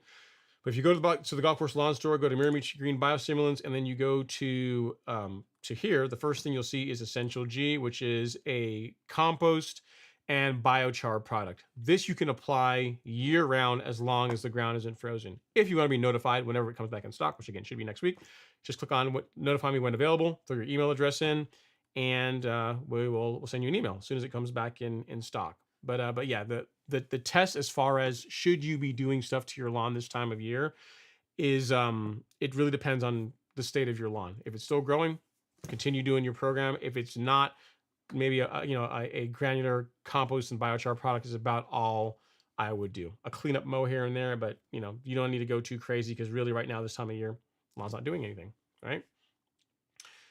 Okay, next up is Greg Lyon. He's back. He says there are floors with radiant heating. I was curious if you spent time and money to install it in your yard. Would it keep the soil temperature high enough to keep it green during the winter? I don't know. That's a good question. If you added heaters, would it keep it green during winter? I don't know the answer to that, Greg. I imagine it. I can't imagine it would hurt. I can't imagine it would hurt. I don't know that it would keep it like. I doubt it would keep it green like it is during the summer, but it would probably slow down how quickly it goes into dormancy and how quickly it comes out. But I don't know. I don't know the answer to that. I highly doubt it would be green year round just from doing that. It's a good question. Unfortunately, it's a question I'm never going to know the answer to because I'm not going to. I mean, can you imagine digging up the entire lawn to install a heating system? Can't do it, man. Cannot do it. Cannot do it. He says, let's see here. He says, I know it's very unrealistic, but curious if it would keep it green longer. I believe it would. I believe it would keep it green longer. I don't know how much longer though. And it's probably not worth the amount of time and money and maintenance that would go into doing something like that. All right. Frankenlawn says, thanks for what you do. I have a weed I'd like to ID, rapid growing single blades that are thin and U-shaped. Pretty sure it's not onion or garlic. So thin, I don't know, I have to see a picture of it. I mean, it sounds kind of sedgy to me, but I'd have to see a picture of it. Send me a picture, Frankenlawn, ron@golfcourselawn.com. Send me a picture there, and if I don't get it, I'll check it out once the show is over, and I will email you back with what I think it is. But yeah, I'm not sure without actually seeing it. All right, guys. So we are into the 8 o'clock hour. So I'm going to talk about what we're going to be doing for the giveaway for next week. Again, just what the giveaway is going to be. So a couple of things. One we're doing let me go over here to this camera so it'll actually focus, is we're doing 2 My Soil test kits. What I'm thinking about doing is doing one of just a kit and then another one where it's the kit and one of these guys. So one prize will be just the kit, and then another prize will be the kit and a tool. That is those are the first 2. So that's 2 of the 4. The third or fourth, depending on how you look at it, will be the 5-pound jug tub of prodiamine. So as far as helping you get your lawn in order for next year, pre-emergent should be covered for you, your friends, friends, buddies, cousins, everybody, girlfriends, ex-girlfriends, everybody. You got enough prodiamine here to do a whole lot of lawns. So this will be given away next week to a lucky viewer. And then finally, to see what the last prize is going to be, we got to go to the Golf Course Lawn Store because I can't actually show you because I don't have it all put together here.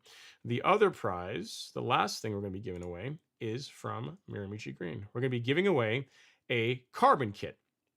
So in the carbon kit, you have 2 options. You got the 901C kit and you have the Release Zero kit. So the Release Zero kit just comes with Release Zero, NutriKelp, and Biospectrum. Let me scroll down here a little bit.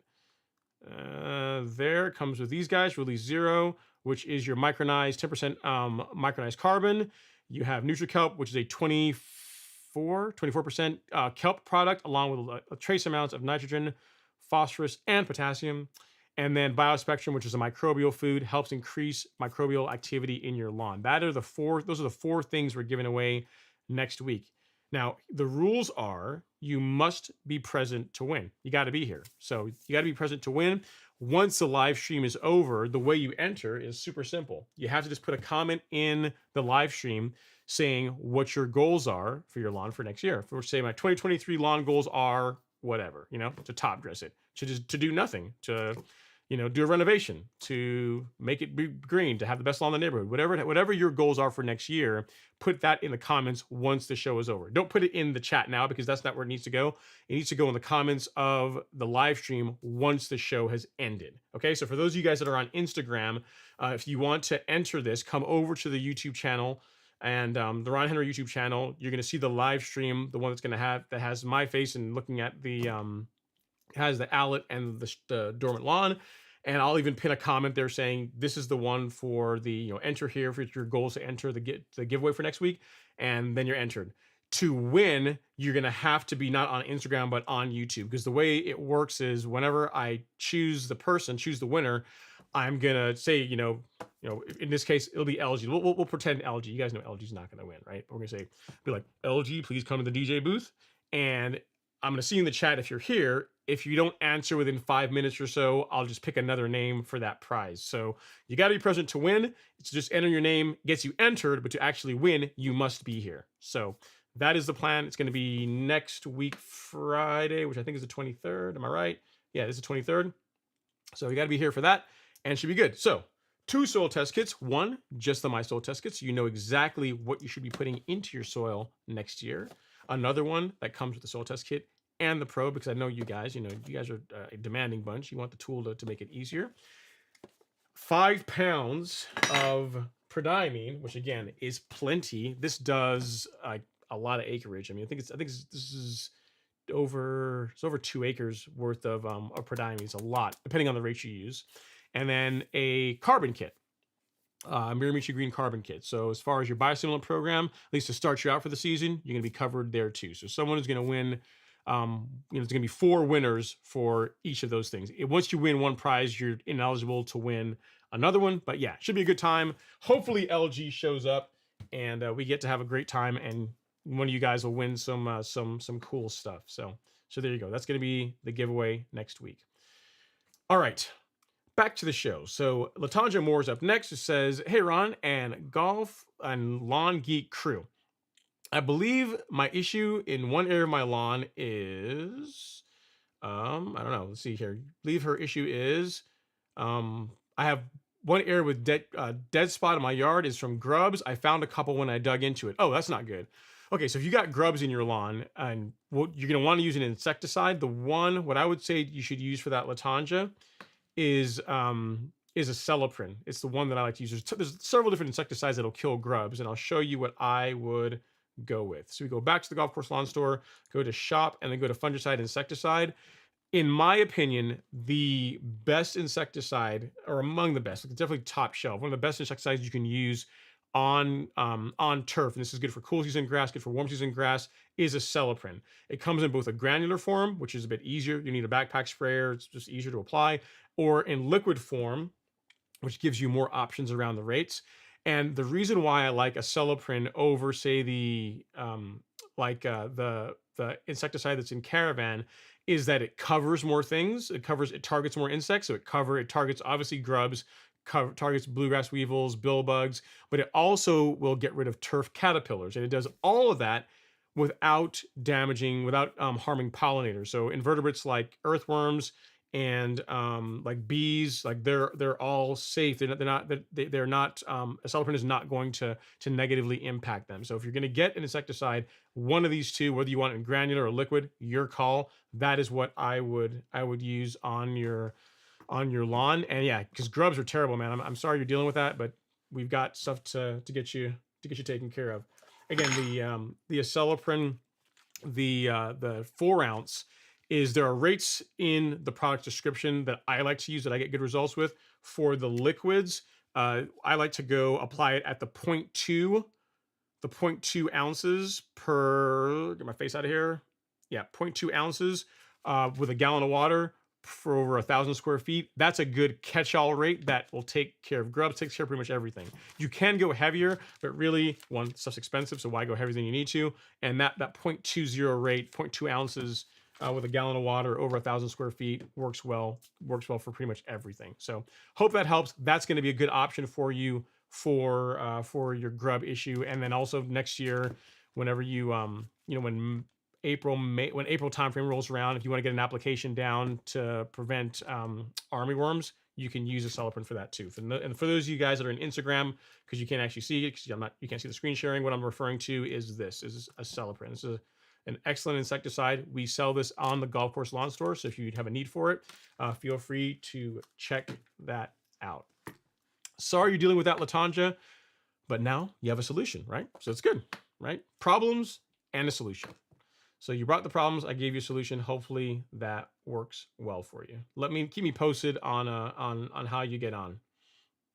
All right, next up is Fairway Bermuda Lawn. Mr. Daryl is in the house. He says, "What's up, Ron and everyone?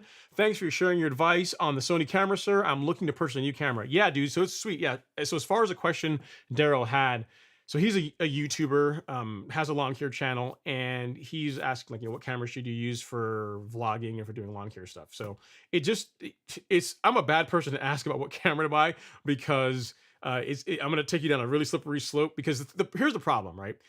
When you go from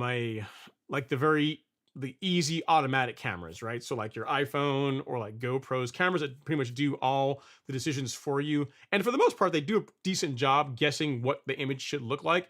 Once you go away from those to a more professional camera, one that gives you more control, then you have to be more cognizant of lighting. You have to invest in a set of ND filters, so like you can control like how much light is entering the camera, depending on the depth of field you want to have. You have to learn how to color grade, because if you really want to get the best image out of them, you're going to be shooting like in a log profile. So it's going to look, so it won't look like, so it's not going to look like how you see me now. Like what you guys are seeing on video now is not what the camera is capturing. This is the camera.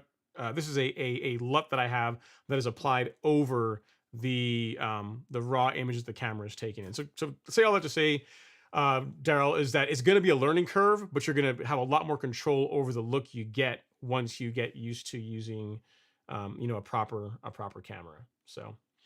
And his question is, hey, can you do a video on your video equipment? Thanks. I can. It's a lot. I mean, what I would do is, instead of doing a video on all my equipment, I'll do a video on what I would say if you're going to start doing, video for YouTube, what I would invest in, and other things to consider as well outside of just video equipment. Because outside of the equipment, it's like the time of day when you shoot stuff matters, and like the formatting, like how you frame things up matters. So there's a lot that goes into it than just the equipment. Actually, believe it or not, actually pressing record is the easy part. Like I spend a lot more time setting everything up and looking at the scene. Do I like this? Do I like how the lighting looks? And all this kind of stuff. And then the actual recording part is the easy part. It's all the other stuff that goes into setting up the shot before, that is the magic. That's the secret sauce. All right, next up is Dallas J.M. Mix. I am missing, I think. Let me see here. He says, Dallas J. Mix. All right, I can read now. He says, I live in Northern California.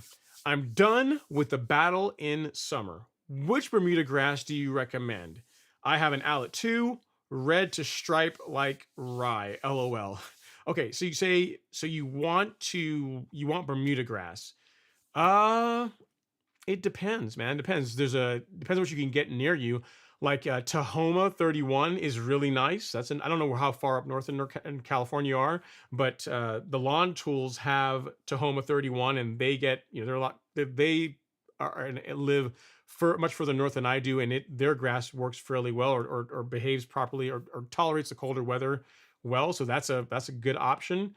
There's Tahoma 31, there's Yukon, but Tahoma is a newer cultivar. You can get it in sod form, meaning that it's really easy to get the lawn established.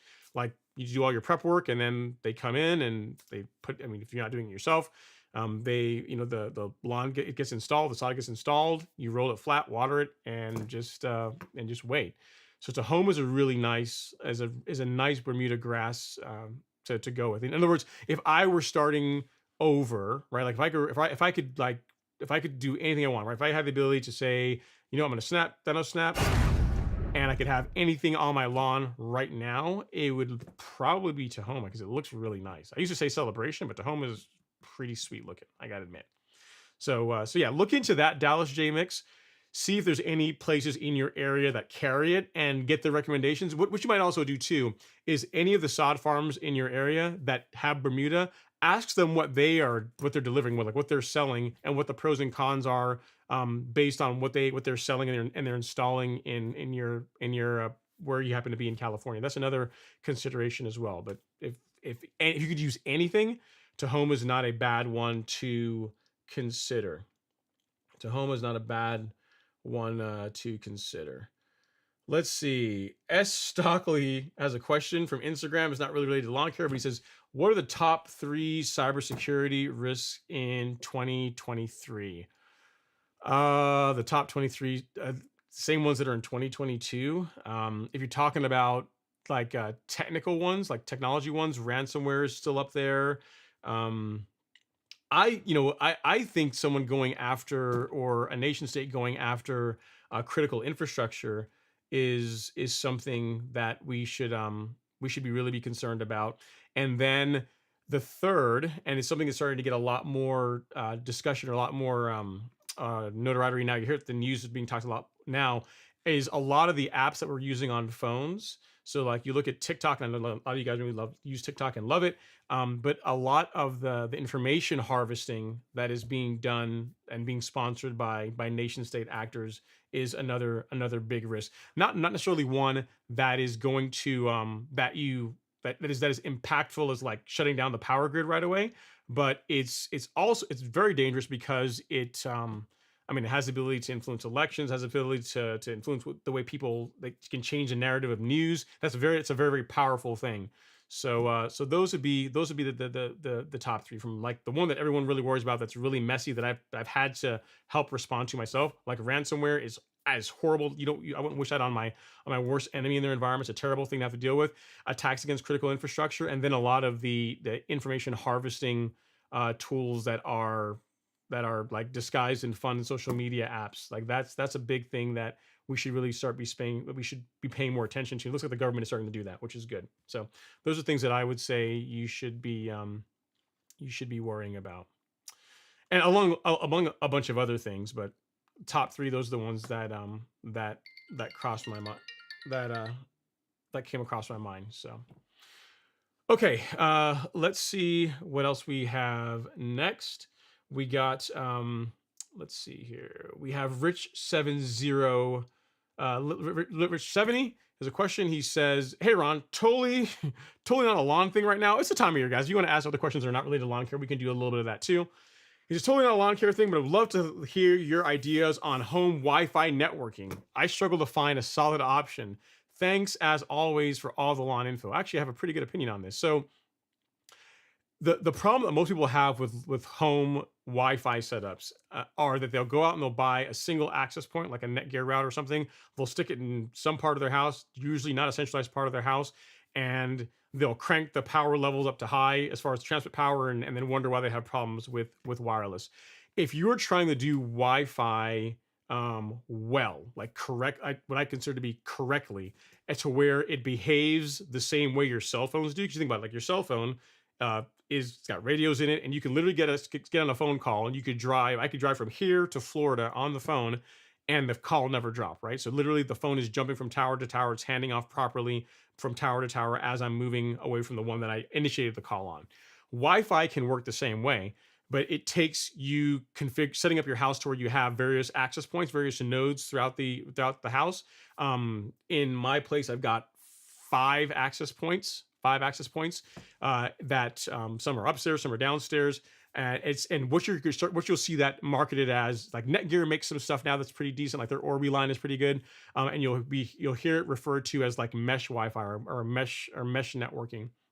The idea behind that is that if you have multiple receiving stations and transmit stations throughout your house, your phone or iPad or laptop are able to behave the same way your cell phone does, in that when you walk into your bedroom upstairs or away from from the downstairs, it's able to jump to a state to an access point that's going to provide a better signal.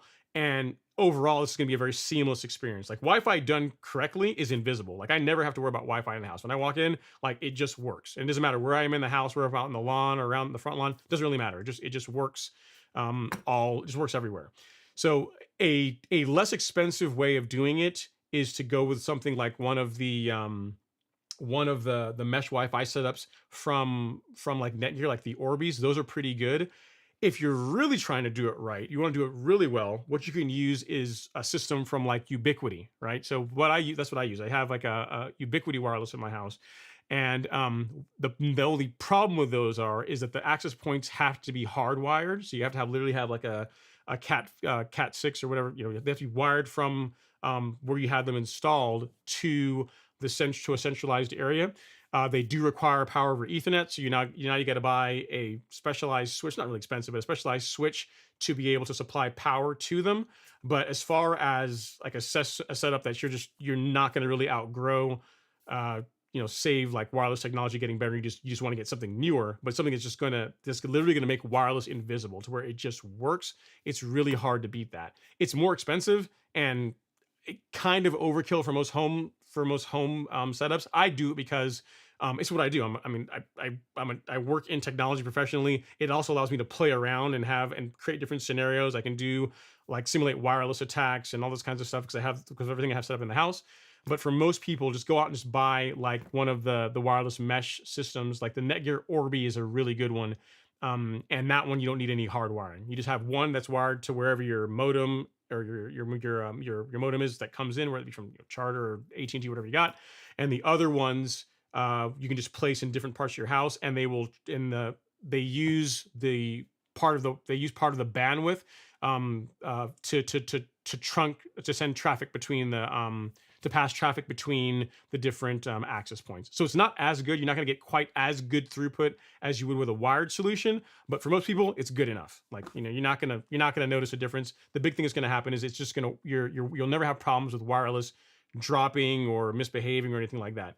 So outside of doing wireless mesh, Rich, the other thing I would say is, and the big thing that a lot of people do, and it's a terrible thing to do, is on your transmit power when you're configuring your wireless, like go for like medium or the low setting. Like don't go for high, because people think that, oh, I set my wireless to my router to high, it's going to transmit, that you turn the transmit power up, that's going to increase the range. In many ways, you create problems for yourself, because to give you an analogy, here's what's happening, right? The radio that is in your access point, like the transmit power of that is the radios, the antennas, all those are a lot better, more powerful than like what's in an iPhone or in an iPad or a laptop. So even though the wireless access point can yell a lot further, meaning it can send out signal a lot further, the ability for your device to be able to speak back is not as good, right? So it's almost like, the common scenario people will have is they'll be looking at their laptop or their iPad, and they got full bars, right? They got the wireless signal. It's like fully a perfect signal is what they're seeing, but yet the wireless is spotty. It's dropping, all this kind of stuff. A way to think about it is if you were playing football with a kid, let's say like I were out in the yard right now, we're playing football with a 5-year-old, right? If I stand really far away, I stand like, 30 yards away, I can throw the football to the 5-year-old and they might be able to catch it, but they can't throw it back to me. So think of like the wireless access point as me. I'm much bigger, much stronger than like a 5-year-old. I can throw the signal a lot further, but the ability for the 5-year-old to throw back is compromised. And because wireless is like it's a half duplex medium, meaning like both sides need to be able to, in other words, if only one side can talk, but the other side can't talk back, can't reach, you're gonna have weird problems. You're gonna have intermission, you're gonna have drops, it's gonna be unstable, and you're gonna have a lot of the problems that people have and complain about when they say that wireless sucks. But if you do it properly, which again, a mesh type setup like the Orbi, or if you have the ability to wire your house and use something like a Ubiquiti, and you set the transmit power lower on the lower side, now you're building something that's really sweet. It's like literally you're building like a mini cells all throughout your house that your stuff, your device will simply roam through, and it's a beautiful thing. It'll always work, and you're never gonna have problems with it. Wireless will literally become invisible. So hope that helps. I know it's not related to lawn care, but yeah, that's hopefully you guys learned something about wireless. If you're looking for something to do, get like a mesh setup and set the transmit power to low, and that's going to produce a better result overall for you.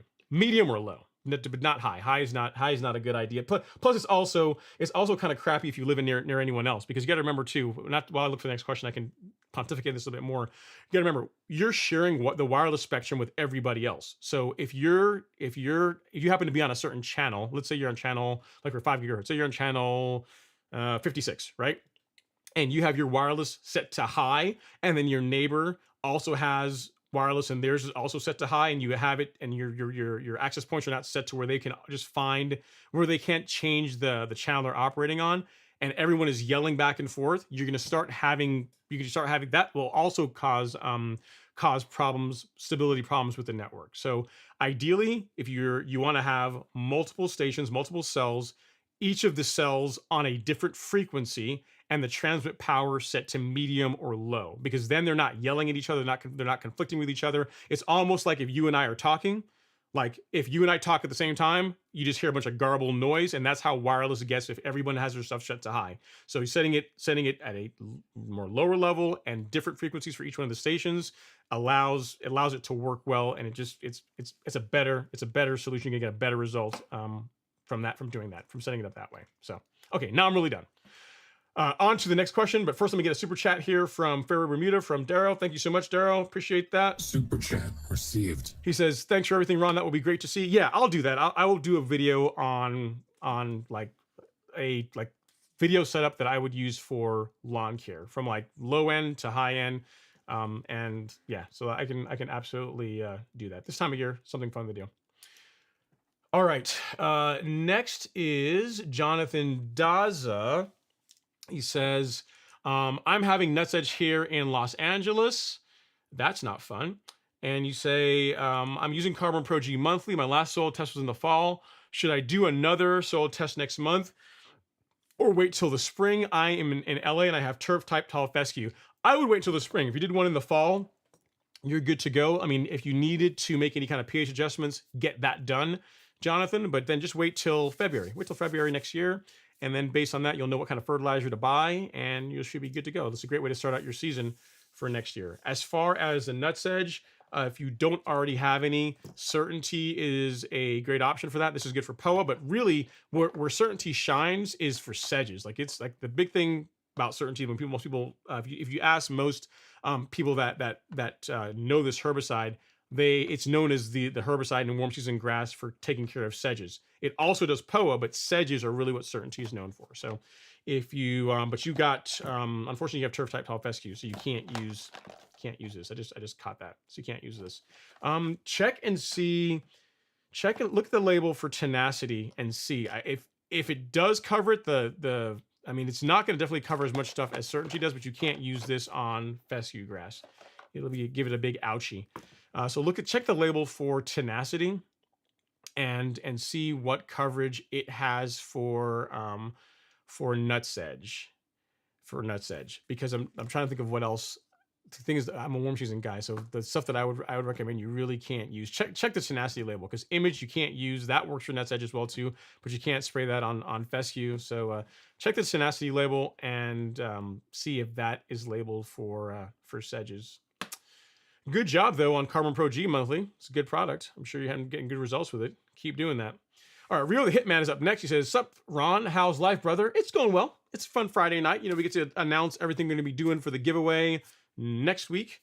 So for any of you guys that just joined, definitely hit the like button if you haven't done that as yet. But we're doing a couple of soil test kits. We are doing a 5-pound jug of prodiamine, and then also a carbon kit. Miramichi green carbon kit. So it's going to be some fun stuff. You guys will be all set up for next season to get your soil test on, to get your weed prevention on, to get your biostimulant on. It's going to be good times. All right, next up, is DeMarcus Thomas. Here's another question. Before I do that, guys, I'm going to ask all you guys that are present, if you've not yet, if you're on Instagram, definitely give me a like, a thumbs up, wave. If you have any questions, feel free to drop them in there too. I'll try and get to them as I can, but I'll put some music on while you guys give me a like and I drink some Arnold Palmer.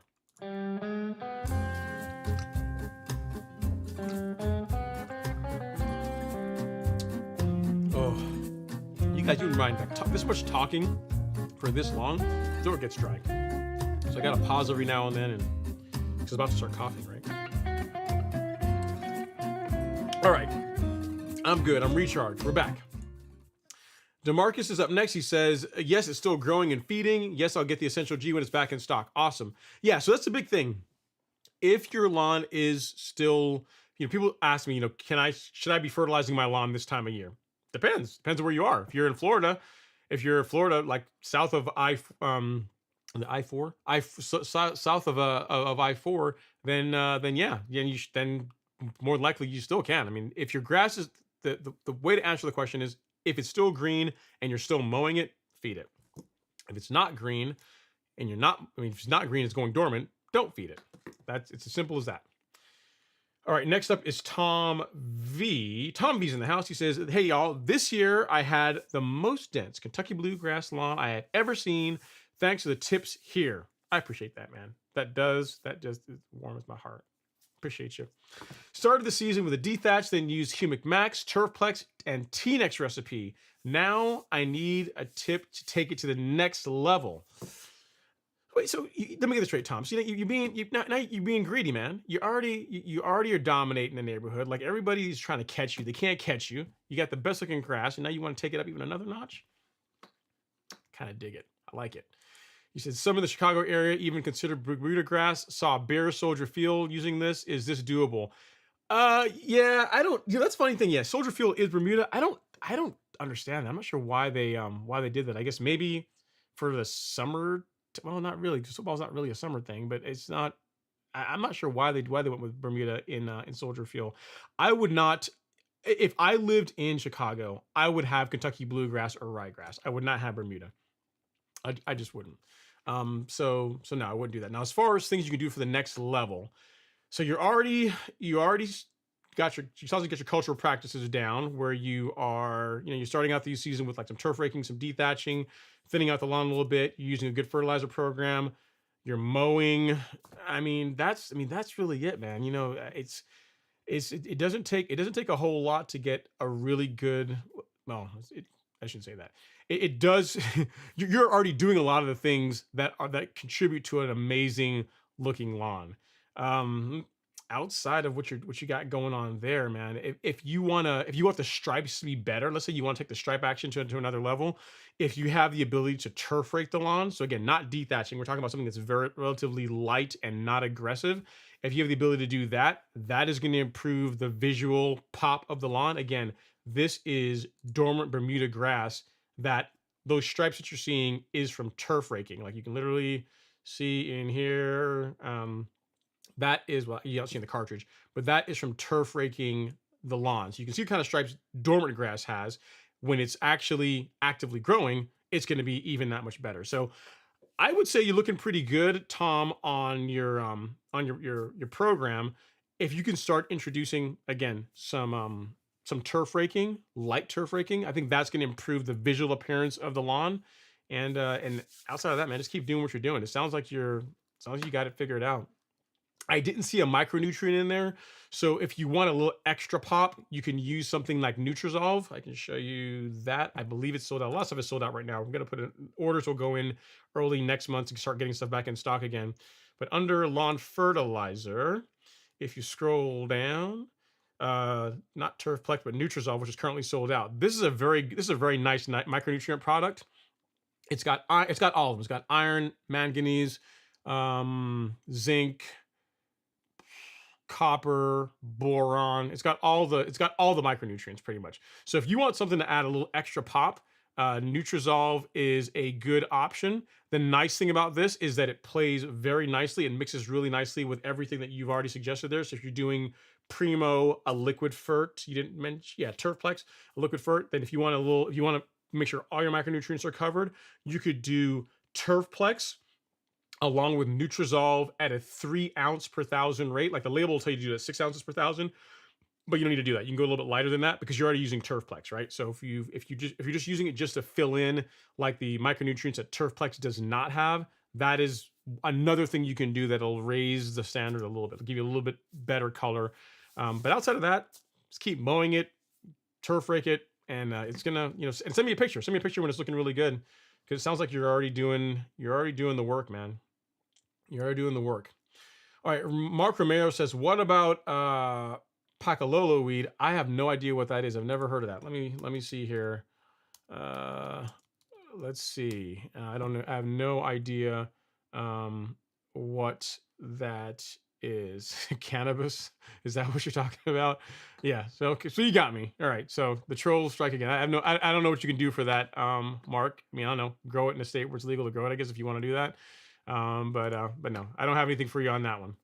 All right, next up is Nate Moore. It says Kansas City Chiefs Bermuda field is heated underneath, but I believe is still overseeded with rye when it gets cold. Yeah, cool, good to know. And also that's another thing too. The World Cup. If you look at in the fields in Qatar, or Qatar, if you're saying it properly, is that's ryegrass. That's rye. It looks really good. I mean, that's another reason why I was looking at the World Cup. I was saying, man, that grass looks really good. I need that. What kind of grass it is? I looked it up. It says per FIBA's regulations, it's ryegrass. I was like, ugh.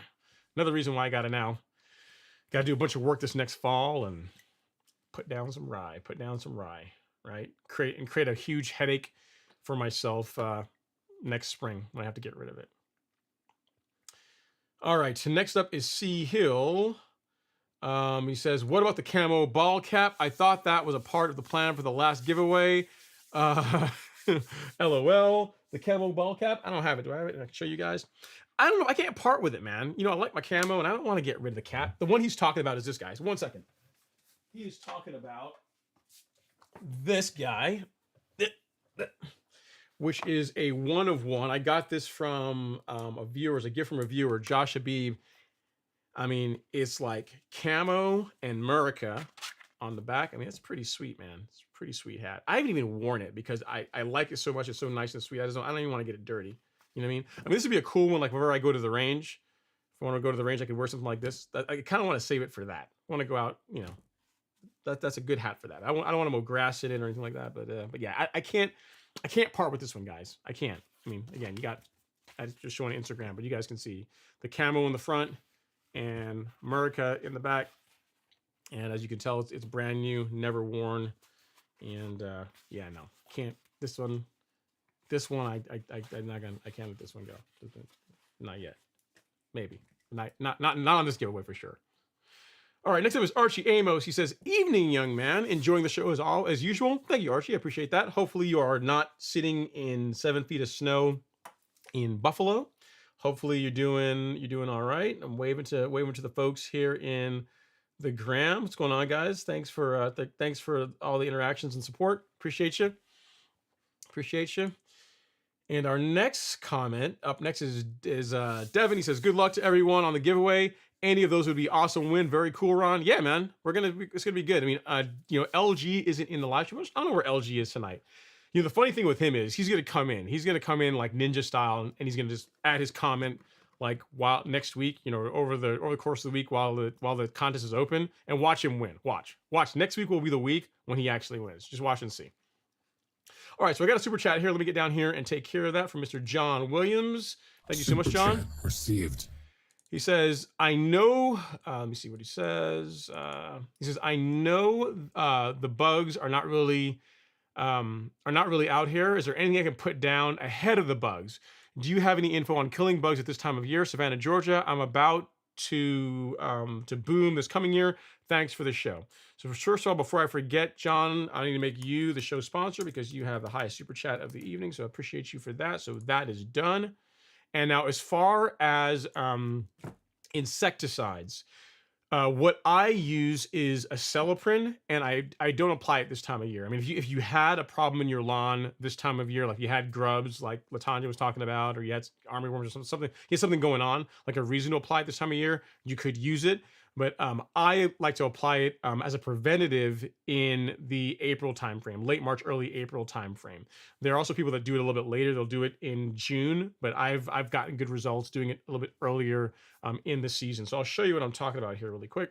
If you go to the golf course lawn store, go to shop and then to fungicide, insecticide, and scroll down here to a Celiprin, right? So as far as your the insecticide that I would recommend, you can get it in granular form or you can get it in liquid form. If you want a combination product, right? So let's say you say, you know what, Ron, I also want to get my fungicide down, preventative fungicide down as well. Then in that case, you could go with something like Caravan G. This is a combination insecticide and fungicide product. It's a great product. It's not the insecticide aspect of it is not as good as a Celiprin.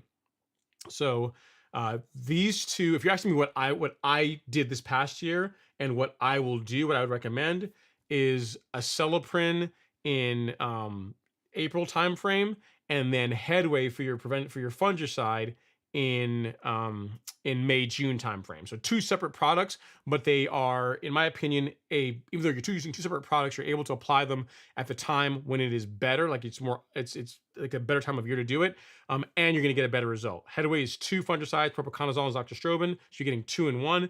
And then a Celiprin is a better insecticide than what comes in Caravan, so you get a broader range of coverage as far as lawn damaging insects. So hope that helps. There's nothing that I would apply as far as an insecticide this time of year now, unless you had a reason to do so. So if you had an active problem with insects in your lawn, then apply an insecticide. If not, I would wait until next year. All right, next up is we're running low, guys. We're almost actually got John's question, but let me scroll back up here. I saw one from Robert. Let's see. Where did I leave off? All right, Dwayne's Roll is up next. Yeah, he says, thanks, Ron, for putting together a great giveaway. It should be very exciting for all. Should be fun. Hopefully, you guys, someone's going to win. Whoever's here is definitely going to win, right? So it should be a fun time.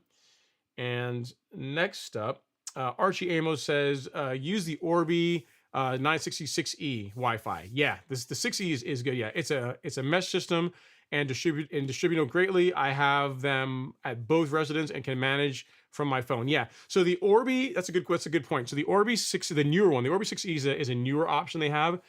If you can spring for it, and again, Wi-Fi 6E is it's a newer technology, or I should say it's a newer technology. It's already been ratified, but you're now starting to see it roll out more widespread in access points. The reason why getting a wireless, an access point or a mesh system that has 6E, that supports 6E, is good, is because 6E opens up the 6 gigahertz range, right? So when it comes to wireless, really in wireless, we have 3 main spectrums currently, right? So you have, well, until like Wi-Fi 7 becomes a thing, but you have 2.4 gigahertz, which is really only 3 channels, like channels 1, 6, and 11 that are open, and it's really prone to interference. Like your microwave will cause interference, like baby monitors will cause interference. Like 2.4 gigahertz is by far the worst that as far as the worst spectrum to have to operate on, right? And there's a lot of contention because there's only really 3 available channels that don't overlap, and then you have 802.11 like AX, like the 5 gigahertz spectrum. And with that, I forget how many channels there are, but I think there's like 6. If you have the 80 megahertz wide channels, I want to say there's only 6 channels that don't overlap. So it's a little bit better. It's definitely better than 2.4 gigahertz. There's more available channels that you can have your radios set on, so that's going to minimize interference. But even that is starting to get more crowded. And part of the problem with 5 gigahertz is that it's you're also subject to some of the DFS channels. So like the weather radar will cause problems with 5 gigahertz depending on where part of the country you are, it can cause issues, right? And the way that the wireless routers are set up, that they will listen to see if there's anything broadcasting on like one of the DFS channels, and if that happens, the access point will go into like a timeout period for a while. So 5 gigahertz is better than 2.4, but not that much better if you're using any of the DFS channels. If you live in an area where there's like weather radar and stuff that takes precedence to it and can cause interference problems.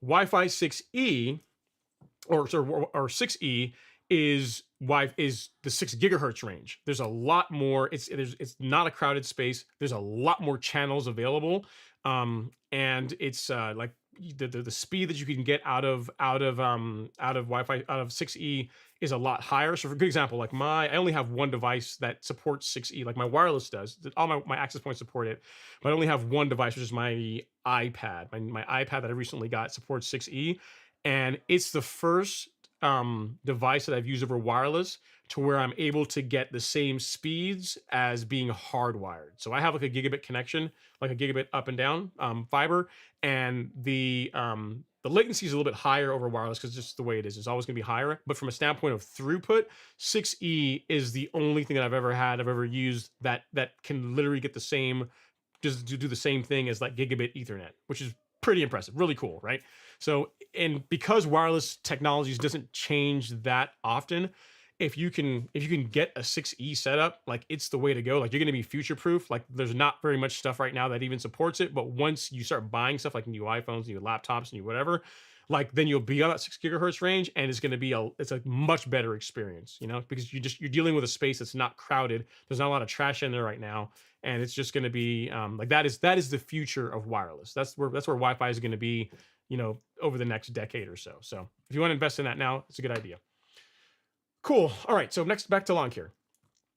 Jason Sewell in the house. He says, "Hey y'all, I joined late. Had a late day at work. Hope after the advice last week, I sent my soil sample off. Looking forward to seeing the results. We'll keep you posted. Thanks for the advice. Very cool, man. Glad to hear that you took some time out of your evening after getting home from a long day at work to come hang out and talk about lawn care and letting us know that you got your soil test done. All good things, and just keep me posted. Keep me posted on what your soil test results come back with." And then Archie says Orbi has its own router if you don't want to rent one. Yeah, they also that's true. They do have their own like one of the stations is a router, or can behave as a router, and the other ones are just like just nodes. So yeah, all true, Archie. Good stuff. All right. Although I will tell you this, and while I look for the next question, I'll give you my opinions on this. While those technologies do allow you to manage them remotely, I'm not a fan of doing that because the way that stuff has to work. Like if you think about what the way the Orbi how can I explain this? If for you to be able to connect to your Wi-Fi router in your house and not have like ports or have like a special configuration done to your router that is allowing traffic in, your router has to be talking to Netgear servers, and then your iPhone or your app that's on your phone is talking to Netgear servers, and then it's proxying the traffic back into your house, which is all fine and good. But if there's ever a problem, like some nefarious person ever pops Netgear's systems, they can create a lot of havoc and a lot of problems from that. You know what I mean? Like Ring has had an issue like that in years past. There's something to keep in mind.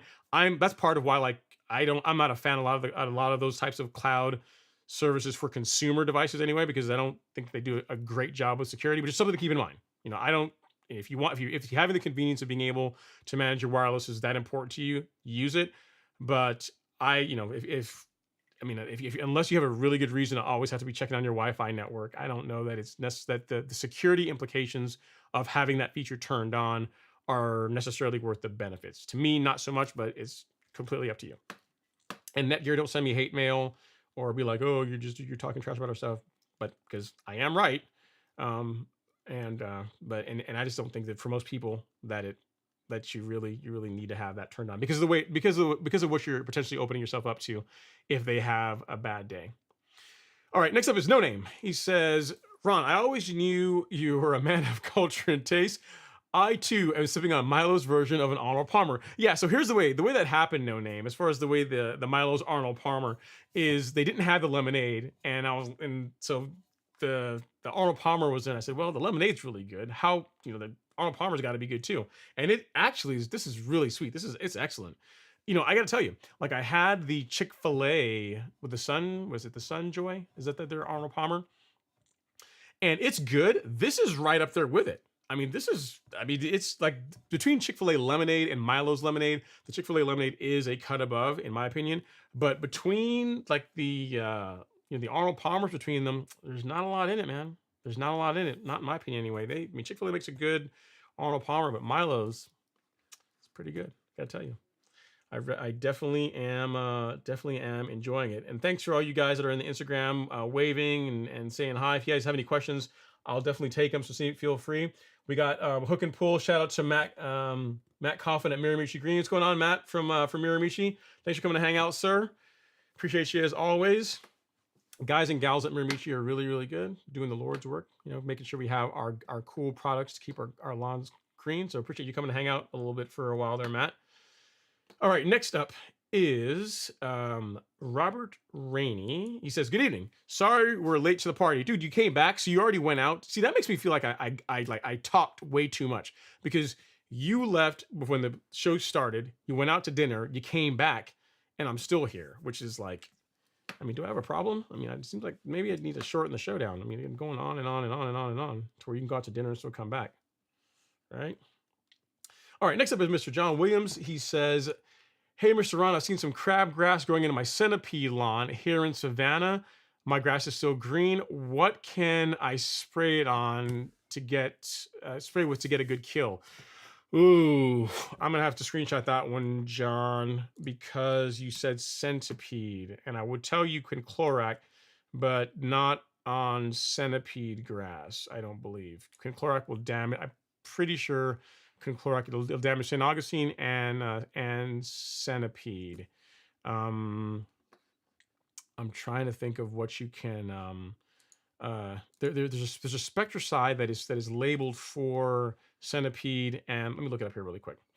I'm going to screenshot it. I'm going to give you the spectricide option that is labeled for St. Augustine and centipede lawns. I don't know if it does crabgrass. So I'm trying to think what the active ingredient is in it. When I see it, I think it starts with an A. Let me see, lawn weed killers, and it's on page 2. It is atrazine. That's what it is. Yeah, but will it kill crabgrass? I don't know how well, if it will work against crabgrass. I don't know if yeah. So dollarweed, clover, spurge.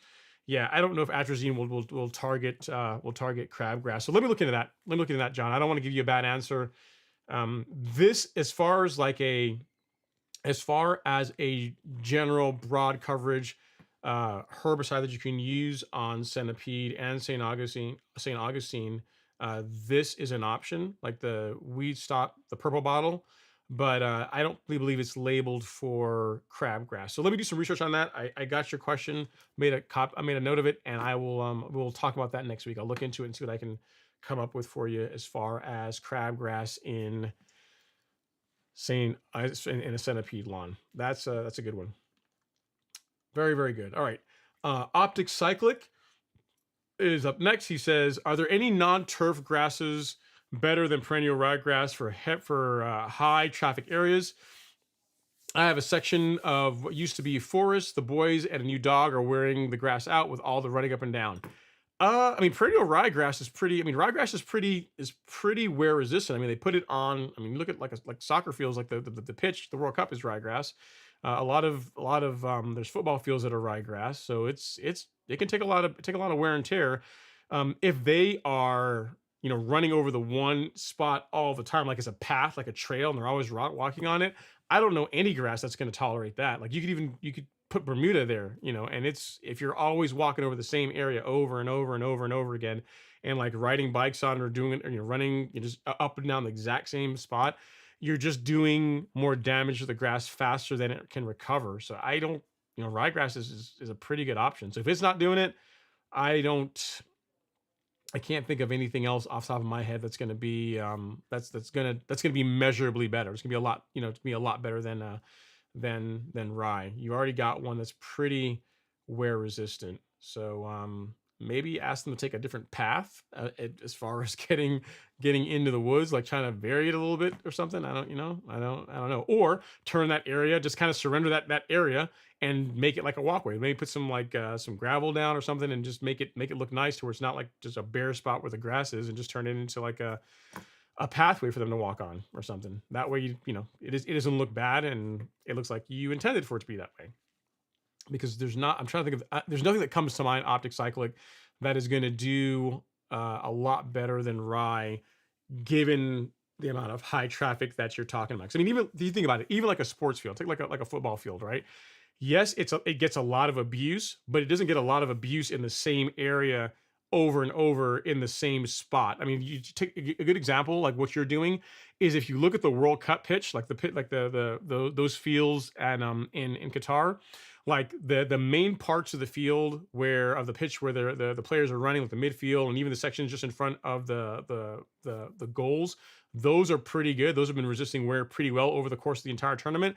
But if you look at the area like where the goalies stand, like that right, literally right in front of the goal, like on both sides, that is worn. Like you'll see that the grass there is brown, kind of dirty. It doesn't look like the rest of the pitch. And that's just that one spot where, for the most part, one guy stands there unless they have a corner kick coming in or something like that. So it's an area that just gets a lot. It's getting more damage faster than the lawn can recover, and that's a field where money is really no object. They got like the best people working on that, and it's still not all green. You know what I mean? So I guess what I'm saying is that even with a turf grass that is wear resistance, there's limitations to it. So I would say either ask the kids to take a different path or make that path something else other than grass. That's going to be, I think, your best bet. To because there's only so much you can do. Reduce wear, or that's it. Reduce the wear. That's going to be it. There's that. There's limits to how quickly the grass can recover from being beat on.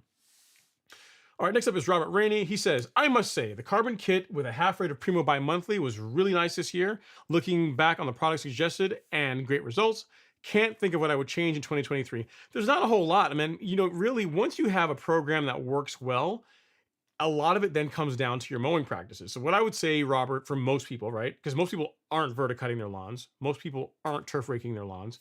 What I would say is if you like the product stack that you're using, so you like the fertilizer, the granular you're using, the liquids that you're using, the growth regulators that you're using, keep rolling with that.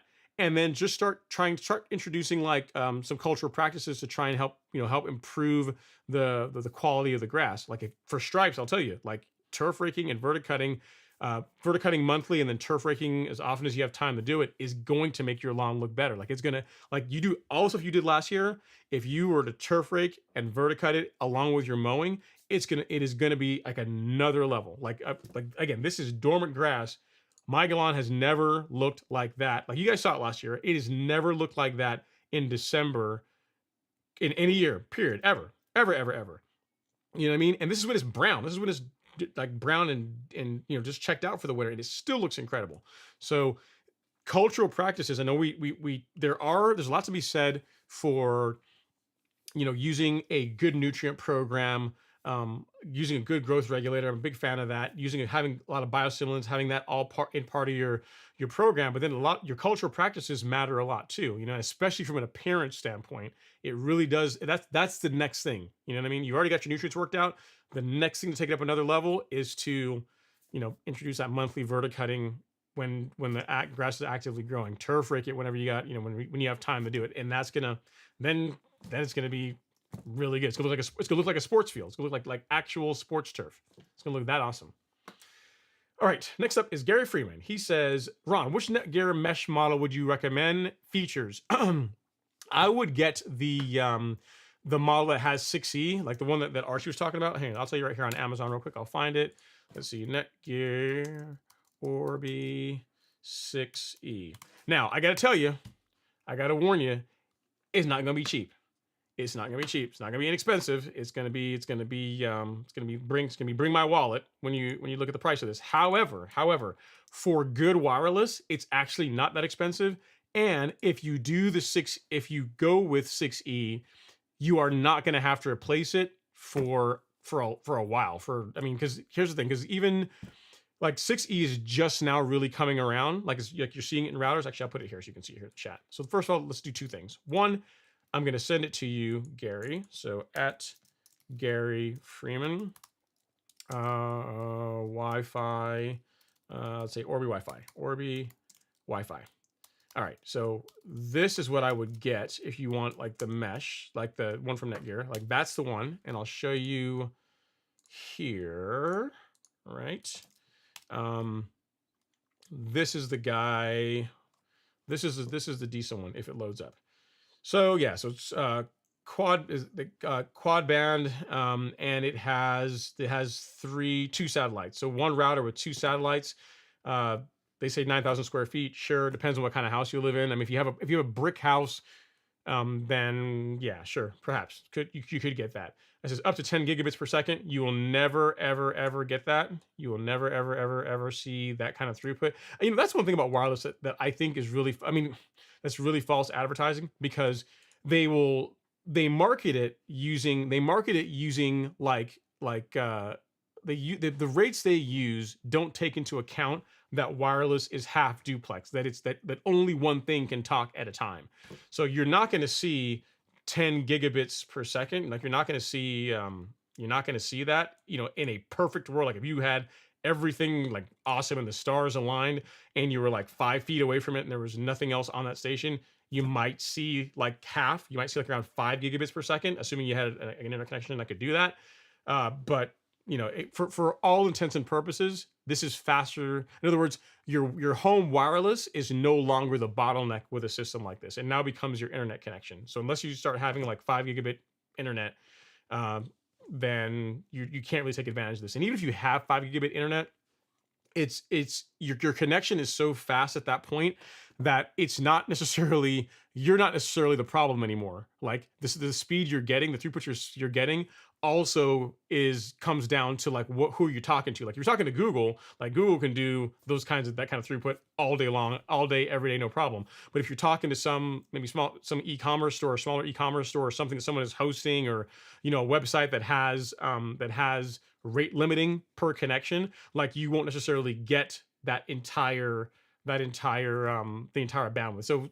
So having anything much more than a gigabit connection, honestly, is really more of a flex than anything else, unless for home houses anyway. So unless you got like if you told me you had, I don't know, a couple hundred devices in your home and they're all using the internet at the same time, and then I could see something for five, for a connection that fast. But to put it in perspective, right now I am I'm streaming live in 4K to YouTube, to Twitter, to Facebook, and to Instagram.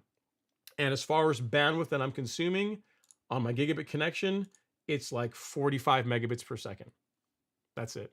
And I have 1,000 megabits per second connections. I have a gigabit connections, and I'm using like 50. I'm using 50 megabits. You know what I mean? And that's doing a lot. You know, a lot of outbound communications. For most people, you're never gonna use all of that. But the big reason, in my opinion, to go with a 6E setup is not so much for being able to put up really cool numbers and to show your friends on like DSL reports, or just to like flex and say, hey, look how fast my internet is. It's more so the fact that it gives you access to the 6 gigahertz range. That's why I would get Wi-Fi 6 to get a 6E setup, because as wireless gets the wireless spectrum gets more and more crowded, 6 gigahertz is a new range that has been given to us. It's been licensed to us now for use, and it's just going to give you a better experience with wireless for many years to come. So that's why I would get a 6E, not so much to try and get the mythical 10 gigabits per second that you will never ever get, and more so just what it gives you from a standpoint of future-proofing you and just a better wireless experience overall. So, all right, so that's the one I would get. It's in the chat if you want to get it. If you like supporting the channel, you can use that link. It is an affiliate link, so hope that was useful, Gary. All right, next up is Kevin Hester. He says, first time watching. First of all, welcome, Kevin. Thanks for coming to hang out in the live stream. He says, question, do you have a preference of liquid or granular for different types of treatment like fertilizer, pre-emergent, carbon, fungicide, etc.? This is an awesome question. You know what, Kevin? I've never been asked this before. This is actually a really, really good question. All right. So for the answer is I like both and for different things. So I'll tell you what I like. And there's people that like different combinations, but this is what I like. We will start with fertilizer. For fertilizer, I do both a granular and a liquid. I like to use a granular once a month to provide the majority of the nutrients that I need in the lawn. So like as far as most of my nitrogen inputs, most of my potassium comes from a granular product, right? So what I've used in the past is a product called Humic Max. We're trying to get it back in stock, but whatever fertilizer you tend to go with, a granular is what I use to do a lot of the heavy lifting, right? To provide most of the nutrient demands for the grass. On top of that, what I will do is I'll take a liquid product, a liquid fertilizer, and I will apply it at a lower rate. So for a good example, Humic Max, I apply that at 3 pounds per 1,000 square feet, which works out to right at 0.5 pound of nitrogen per month, right? Coming from the granular. That's not quite enough for Bermuda. I like to feed my lawn in the 7/10, around like 0.7, 0.8 pounds per month of nitrogen. So what I do is I use a granular once per month at the beginning of the month, and then I spray a liquid at a lower rate, so it's like 1/10 of a pound, 0.15 of a pound of nitrogen on the first of the month, and then again on the 15th of the month. Reason for that is it makes the color nice and consistent. It doesn't produce a lot of excessive growth that you might get if you went really heavy as far as a nitrogen input at the beginning of the month. And because I also use growth regulator, I also use Primo Max. If you're not using this, you should. There's life before this and there's life after Primo. That's the best way I can say it. This is life before Primo, life after Primo. Because I use this on my lawn twice a month, and it works best when mixed with fertilizer to prevent temporary yellowing and tip burn, those types of things. I also mix this along with my liquid fertilizers that I spray on the 1st and the 15th. So I do a combination of liquids and granulars for my fertilizer. You didn't ask about plant growth regulator. There are growth regulators that are available in granular form. I've never used any of them. I've always used liquid. So the one that I use is this one, Primo Max from Syngenta, and I apply this. So I apply this at half rate. For Bermuda grass, the rate ranges it's actually a pretty broad range. For hybrid Bermuda, it's from 1/4 ounce up to just under 0.4 fluid ounces per 1,000 square feet for every 3 to 4 weeks. If you have common Bermuda, it goes much higher. It's like to almost 3/4 of an ounce. But at whichever grass you have, I apply it at half that rate twice per month. Reason why is because the negative aspects of this product, where if you apply it at full rate all at once, where you can get for a couple of days, you get this temporary yellowing, it's called tip burn to the grass. None of that happens if you apply it at a reduced rate twice per month. You still get the same regulation, you get all the benefits and none of the negatives. And because I'm out there anyway, twice a month anyway, spraying my lawn with liquids, I just throw some of this in the tank and it's like game, set, match, right? Like it's win-win-win. So we got the fertilizer covered. We got the Primo covered, the growth regulator covered. You asked about pre-emergent. I've done both. So for granular pre-emergent, I do like granulars because they're easier. For most people that are just getting into lawn care, I recommend granulars because literally it's weigh out how much of the product you need given the amount of square footage you have, set the broadcast spreader, apply it, water it or wait for it to rain, and you're done. Liquid pre-emergents are nice in the sense that they give you more control over the application rate. They give you easier control over the application rate. It's probably a better way to say it. And if you want to mix other products with them, it's easier to do that. So for example, if I wanted to mix multiple pre-emergents, or let's say I didn't have a bunch of time and I want to put some post-emergent herbicides. So say I want to do something like prodiamine, but I also want to mix some Celsius in along with it. So I want to take care of some broadleaf weeds that I have in my lawn at the same time. I can do that with a liquid pre-emergent. I can't really do that with granular. You know what I mean? There's one product that is a that's a granular combination pre and post emergent product that works okay. It's not great. It's called Spectra. If it's from Spectracide, it's a granular product, and that one, to get decent results, you have to apply it to wet grass for the post emergent aspect of it to work, and allow it to dry, and then the following day you can water it to get the pre-emergent properties. And it works okay, but liquids are a better option if you're trying to build your own concoction for a particular problem you're trying to solve. Let's say if time is, you don't have a lot of time, and let's say you want to get down, you want to do a couple different pre-emergents, you want to do a post-emergent, and some people even do fertilizer. If you want to do a fertilization, like liquids give you the ability to do all of that at the same time. Granulars, not so much. You can't mix two different granulars at the same time and apply them at the same time because prill size and calibrations, all this kind of stuff. So liquids give you more options from that standpoint. I've done both. I've done, like, for example, this past spring I did dithiopyr in a granular, and then this fall I did Spectacle Flow for pre-emergent in liquid. So I've done both. So it's really your calls which way you want to go for pre-emergence. They both work well. You have more control over the rates, and you have more options if you go the liquid route, but it's also more work because you got to make sure you measure it properly, mix it properly, apply it like application. You got to make sure you're using the right spray tip and this kind of thing. So it is more work to do to get liquids correct, but you also have more options.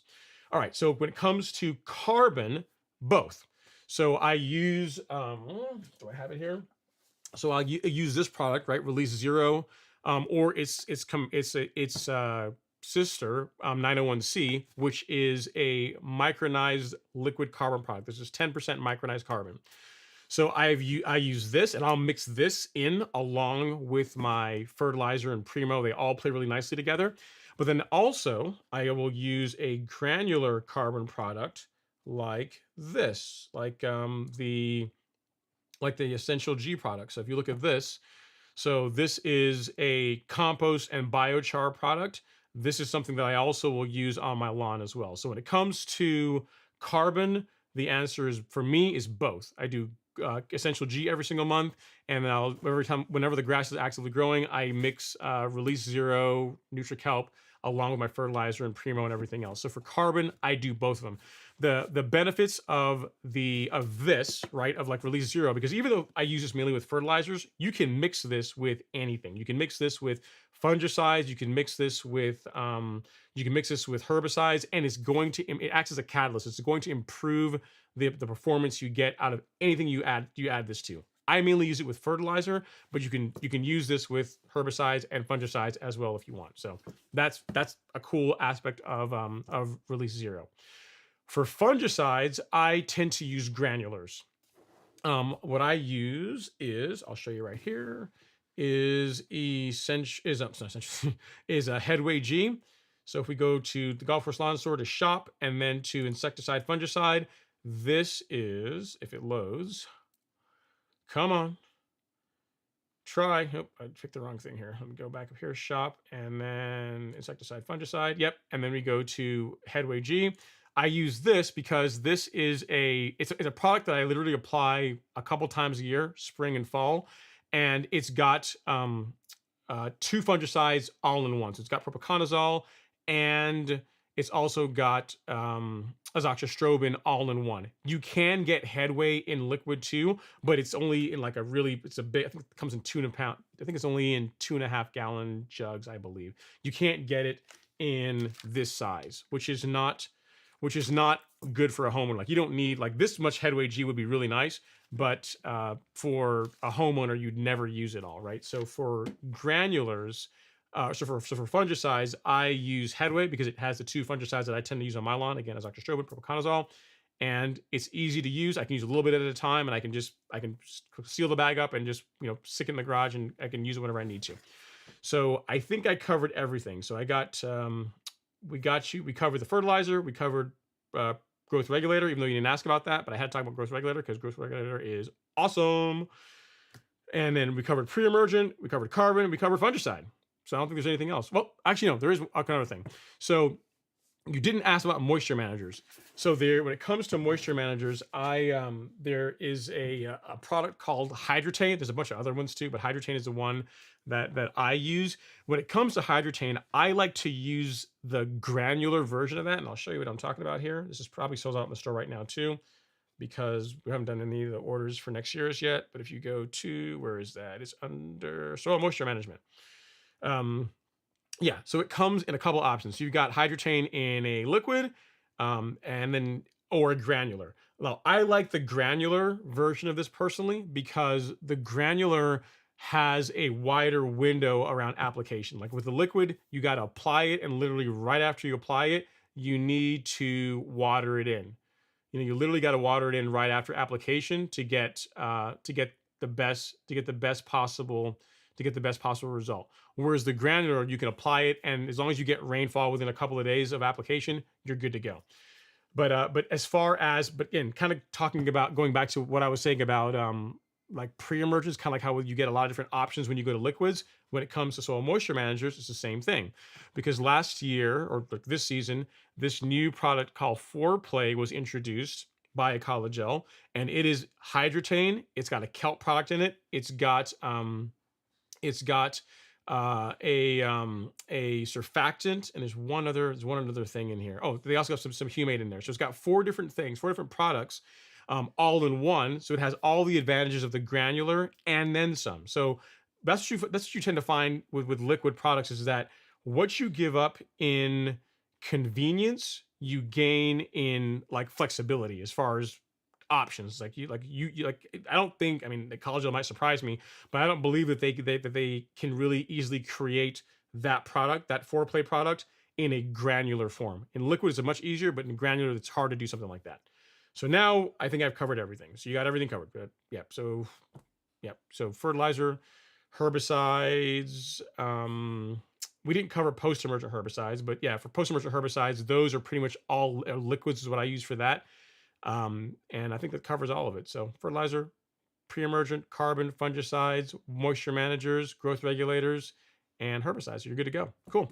Great question, man. That's first of all, thanks for being a new viewer. And that's a question that I've not gotten before. So I really wanted to give you a good answer. So I appreciate it. Hopefully it was good enough to help you stick around and continue supporting the channel. I really do appreciate it.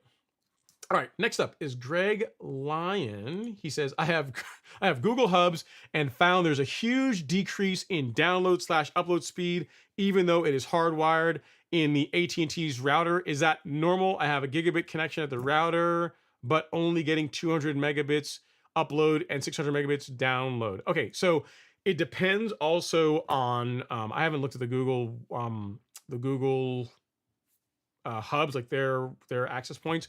But also like the kind of MIMO they're using also matters too. Like you'll see sometimes where it's you'll see like it'll be like a 2x2 or 3x3 or 4x4 MIMO. So multiple in, multiple out. So the ability of the access point to transmit and receive simultaneously. The more channels, the more like in other words, 4x4 MIMO is better than 2x2 MIMO. Because you can do you can like bond the channels together to get more throughput. And I don't know, I'm not familiar with what kind Google hubs are using. They're pretty small, so I don't imagine they're using like 4x4 MIMO. And even if they are, it's a smaller device, so the radios and the antennas are not going to be as good as like say like the Ubiquiti. Like I don't have one here to be able to show you, but like the access point is a lot bigger, so like there's literally more real estate for antennas in that than in the smaller ones. Because I think you have to keep in mind too, Greg, while I look for the next question, that with wireless, it's not just the access point, right? So the things that matter are what kind of access point, like what spectrum are you on? Is there a lot of contention? There's a lot of noise, a lot of competition for that particular channel in your area.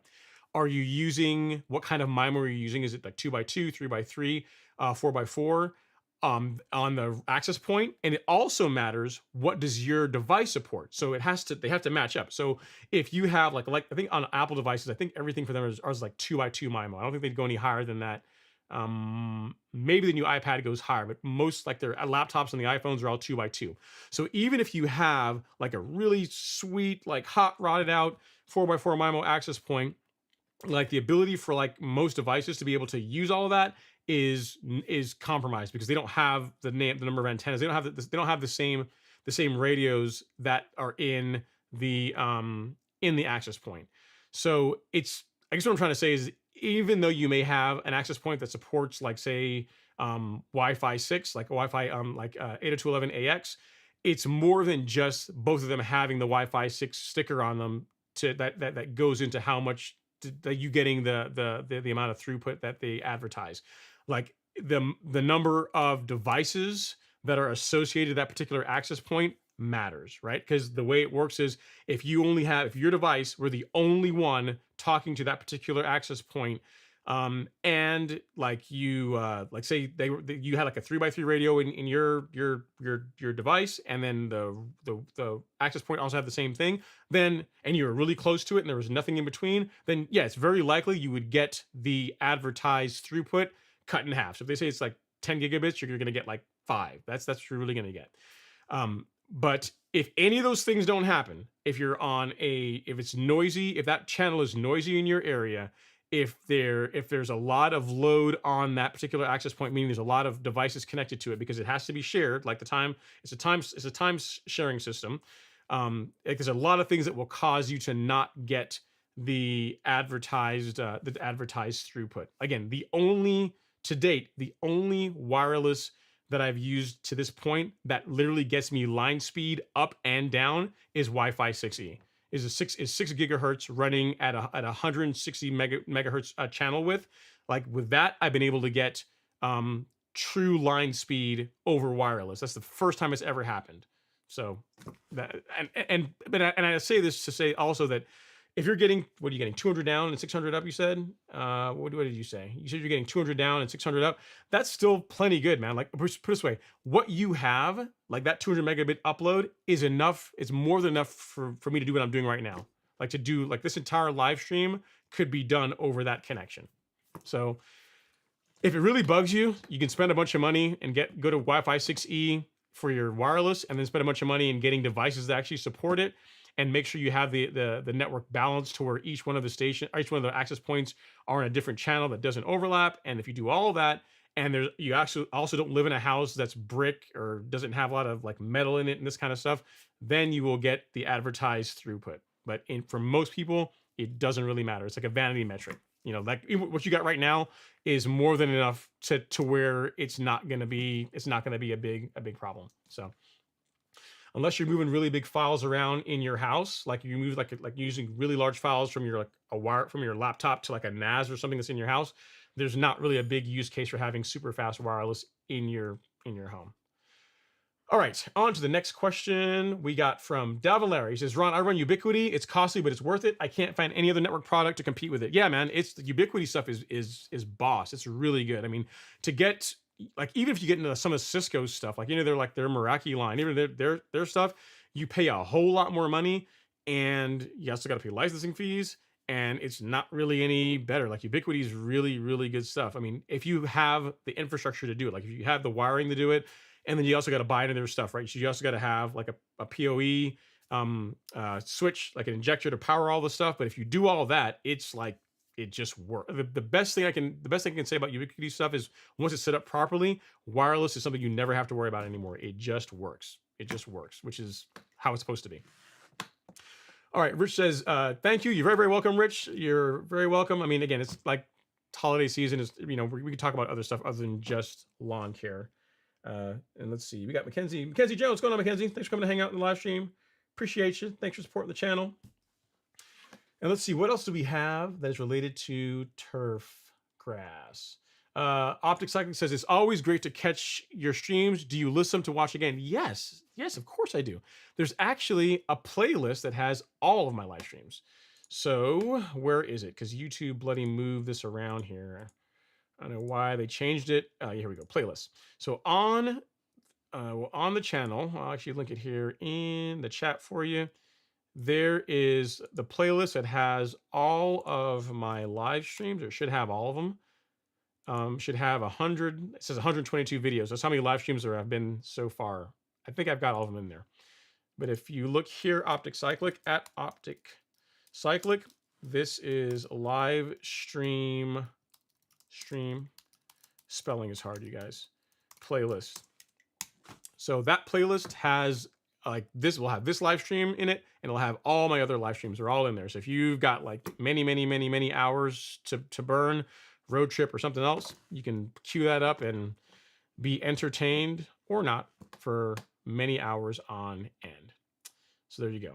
And then Archie Amo says, yeah, 6E provides more lanes to handle data. Yeah, so that's what I'm saying. 6E is like wireless done right. Like it's wireless that's designed really not even, while we use it at home, it's designed for really high density environments. So think about like sports stadiums, hospitals, schools, places where there's like hundreds or thousands of devices that are connected to it. Like it's designed for that kind of setup. You know, at home, it's awesome. Like, you know, my like 30 or so devices that are connected to my wireless network, like it's great, but it's really overkill for home use. But again, it's fun for me because I get to create scenarios and play with stuff and try attacks against it and all this kind of stuff. So that's partly why I have it. But it's if you want to future proof your wireless, spend the extra money and get 6E. It's worth it. You probably don't have any devices that you own currently unless you bought something in the last 6 months that have a 6E radio in them. But over the next coming like next year and the years to come, as you upgrade your stuff and start buying more wireless, more devices, they will support 6E, and then you'll be good to go. So you'll be future proof for the most part. All right, HR is up next. He says, hey, Ron, do you pre-treat the lawn with fungicide or only when it appears? Thanks. I pre-treat. I do preventative fungicide applications. So I do a preventative fungicide in like twice a year. In the spring, so May, June timeframe, and then in the fall, October, November timeframe. I find that works pretty well for me for keeping lawn diseases at bay. That coupled with a good cultural practices. Like one thing I noticed this year too, ever since I started doing turf raking, like just keep managing the amount of thatch in the lawn, that's done a lot for keeping disease out of my lawn as well. So, but to answer your question, twice a year, spring and fall, so May, June, October, November is when I do preventative fungicides. I don't, and the reason why I do that is to prevent them from showing up, because once they show up, it's already over, right? Like when the time they show up, it's now, you can still do fungicide after the disease is there, but it's a waiting game, because the way fungicide works, like you apply it and it's going to arrest the spread, like it's going to kill the fungus and it's going to prevent it from getting any worse, but it's not like your grass is going to turn green a week later. It's going to prevent it from doing any more damage. But the way that it like say after you get rid of the disease, it's just a waiting game for the lawn to naturally heal and recover and for the grass to go green again. If you want to see what kind of problems like lawn fungus can cause and how long it takes for them to recover, I did a video last year on fungicides where I had some large patch in my lawn, and I show the before and I show it a couple of weeks later, and you can see that literally it stopped it from getting any worse, but all it does is it arrests it, and then your lawn, you just have to wait for your lawn to recover. There it is, I found it. All right, so check out this video here, H&R at HR. And there, fungicide, I don't know, lawn disease video, and there you go. Good. So watch that video. You'll be able to see like my lawn had a problem, and then the before and after. All right, next up, you say, good to see you, by the way. You got a little gray around the edges, but not to worry. Same here. Hey, man, look, watch it. Whoa. What gray? I don't got any gray. Look, there's no gray in there. You need to, man. See, we're doing good. Now, why? I don't know why you gotta go there. Why you gotta go there? I'm gonna, you know what? Listen, if I start getting gray, I'm gonna get my Just for Men on. Just, no. Not really, man. Gray hair, what is it? It's a sign of wisdom, right? Supposedly, or just getting old. One of the two. Hopefully, wisdom. But yeah, no, I don't have any gray hair. I don't have enough of it that really shows up just yet. I don't think so, man. See, now you got me all conscious. I don't think I'm still There's no gray in there. HR. Not nice. All right. Next up is Dwayne Johnson Sr. Not junior, senior. He says, what is the best herbicide to use on annual ryegrass, overseeded Bermuda, post-emergent? Okay, so you're saying, okay, so what is the question? Is the question, what's the best herbicide to get rid of annual ryegrass when you've overseeded Bermuda? I think that's what you're asking me. If that's what you're asking me, you got a couple, there's several options there's several options for that. What I would say is to go with Celsius. Like this is a great option for getting rid of ryegrass in Bermuda.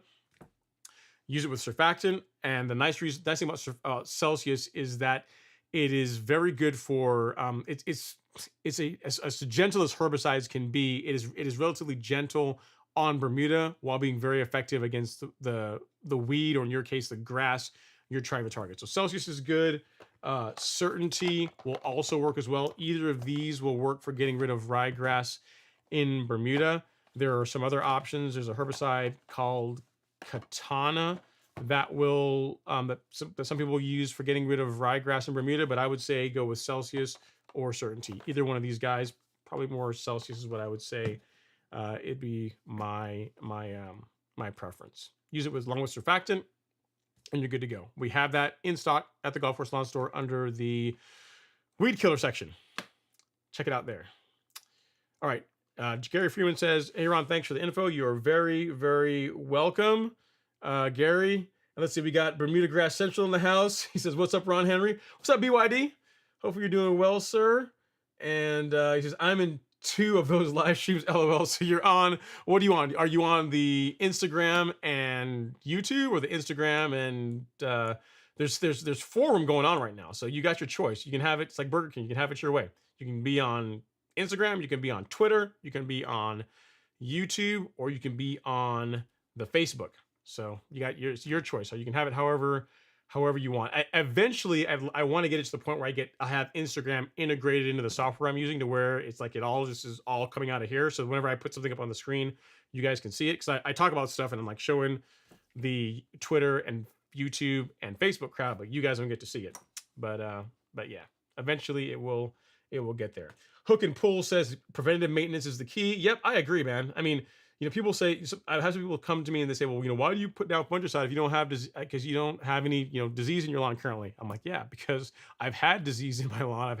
I've had large patch in my lawn, and it's not fun. I've had spring dead spot in my lawn, and it's not fun. I mean, you know how much it pains. I mean, BYD's here. He can probably relate. I'm sure he doesn't have spring dead spot in his lawn, but you know how much it pains a Bermuda guy to where your lawn is looking right. Like, it's like May timeframe, late May, the lawn's already filled in, it's looking good, the stripe action is on point, it's nice and lush green, and you gotta go walk out there and see like a 10, 12-inch like circle of just dead Bermuda, and there's nothing you can do about it other than wait. That's a painful thing. It's a painful thing for a turf guy.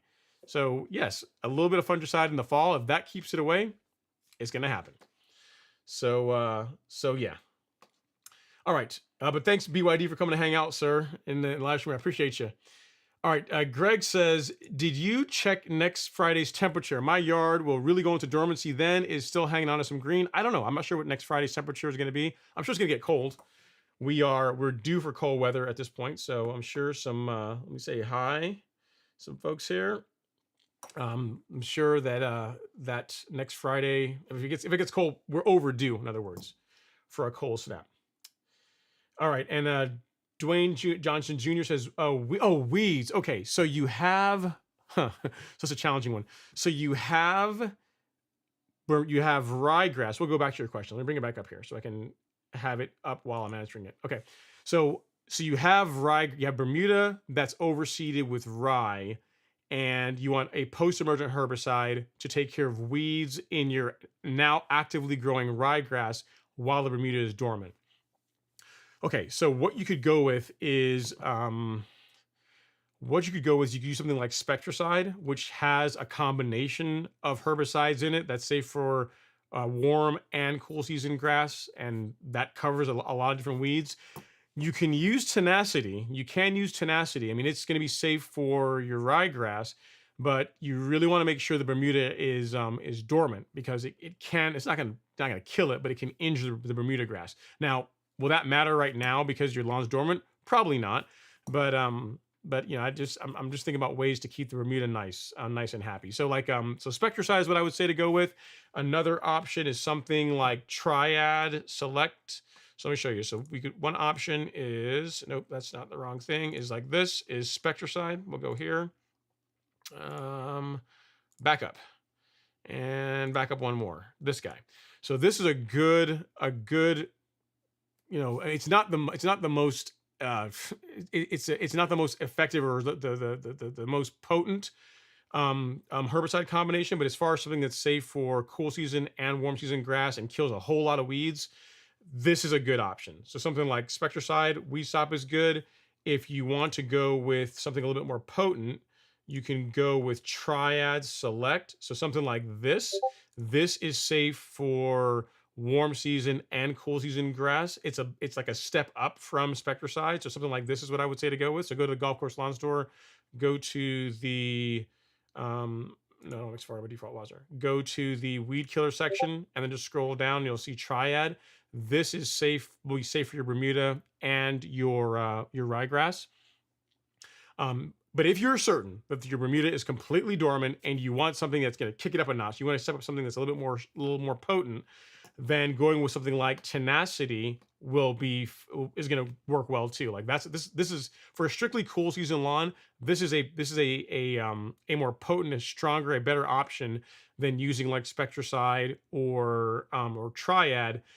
But again, it's designed for cool season grass only. So if you've got a lawn where you're like half and half, so you got like the ryegrass is green, but the Bermuda is also kind of green, like Tenacity is gonna damage the Bermuda. So in that case, that's where like a Spectracide or like a Triad, like a three-way, is a good option. Is where I would say to go with something like that. But if the Bermuda is completely checked out and you want to use something that is going to be safe for your rye and the weeds you're trying to target, Tenacity is labeled to treat, then Tenacity is a good option. So you have kind of a couple different ways you can go about it: Spectracide, Triad, or Tenacity. So those would be the three that I would say. With of the three, Triad probably being the one I would lean towards the most because it's more concentrated. It's going to do a better job than Spectracide is going to do, and it's not going to image. You know, if the Bermuda is not completely dormant, there's less chance of it injuring the Bermuda than say something like Tenacity. So, hope that helps, Dwayne Johnson Sr. Appreciate the question. But like what you're talking about, like a good point. Like to kind of go off on a segue here. Part of why you know people ask about hang on here. Let me just do that. Okay. So as far as why, you know, some people had this thing going on for a while where they were doing like blue muta, right? They would take like Bermuda and take Kentucky bluegrass, and they would try and grow both of them at the same time, like year round for the most part. And it does look cool, like as far as like the color, it looks kind of cool. But the problem you run into is like the mental gymnastics I was just going through with you just a second ago of trying to figure out, okay, what can I spray that was not going to hurt the Bermuda, but it's still going to be safe for cool season grass, right? So, I mean, that your question kind of got me thinking about that, and is why I'm not a fan of blending cool season and warm season grass actively. In your case, you're not doing that, but like actively at the same time, you know, because it's not only like herbicides, but if you decide you're going to start spraying like Primo Max, right? Like the rate for Primo for cool season grass is very different than the rate that is safe for Bermuda. So which rate do you use? Right? You're either going to be going too heavy, which is going to be, or you're either going to be using a heavier rate, which is going to be good for like the KBG or the ryegrass, but it's going to be too much for a hybrid Bermuda, right? So that's why like mixing the two of them is like mixing two different grass types is always a challenge, especially cool and warm season, because like what is safe for one is typically not safe for the other, and you start running into problems. All right, so we got a question here or a comment here from Dalvin Larry. He says, Ron, help me understand. You're only supposed to apply 4 pounds of nitrogen in the growing season by overseeding. Wouldn't that affect your Bermuda during dormant season by applying N to the ryegrass? That's a great point, Dalvin. Yes and no, because like if you the 4 pounds over 4 to 5 pounds over the course of the season when the Bermuda is actively growing, like the Bermuda is consuming it when it's growing, right? So that's why that 4 to 5 pounds is not every single month. It's really between April to September, October-ish for most parts of the country, right?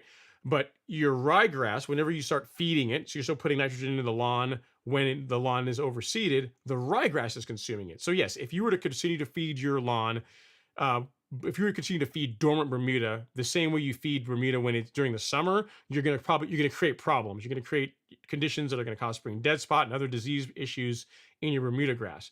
But the fact that you have a plant, which is your ryegrass, that is consuming those nutrients while the Bermuda is dormant, really should prevent you from having any kind of problem. As long as you're feeding the ryegrass at the rate that is appropriate for ryegrass, you shouldn't run into a problem. You know what I mean? So in other words, as long as there's something that's consuming it, you're good to go. So hopefully that answers your question and it makes sense to you. All right, John Williams says dirt spots hurt me too, Ron. Haha, yeah, man. I tell you, spring dead spot is just it's very unpleasant for someone that really enjoys their lawn and wants to look nice. Spring dead spot is not nice at all.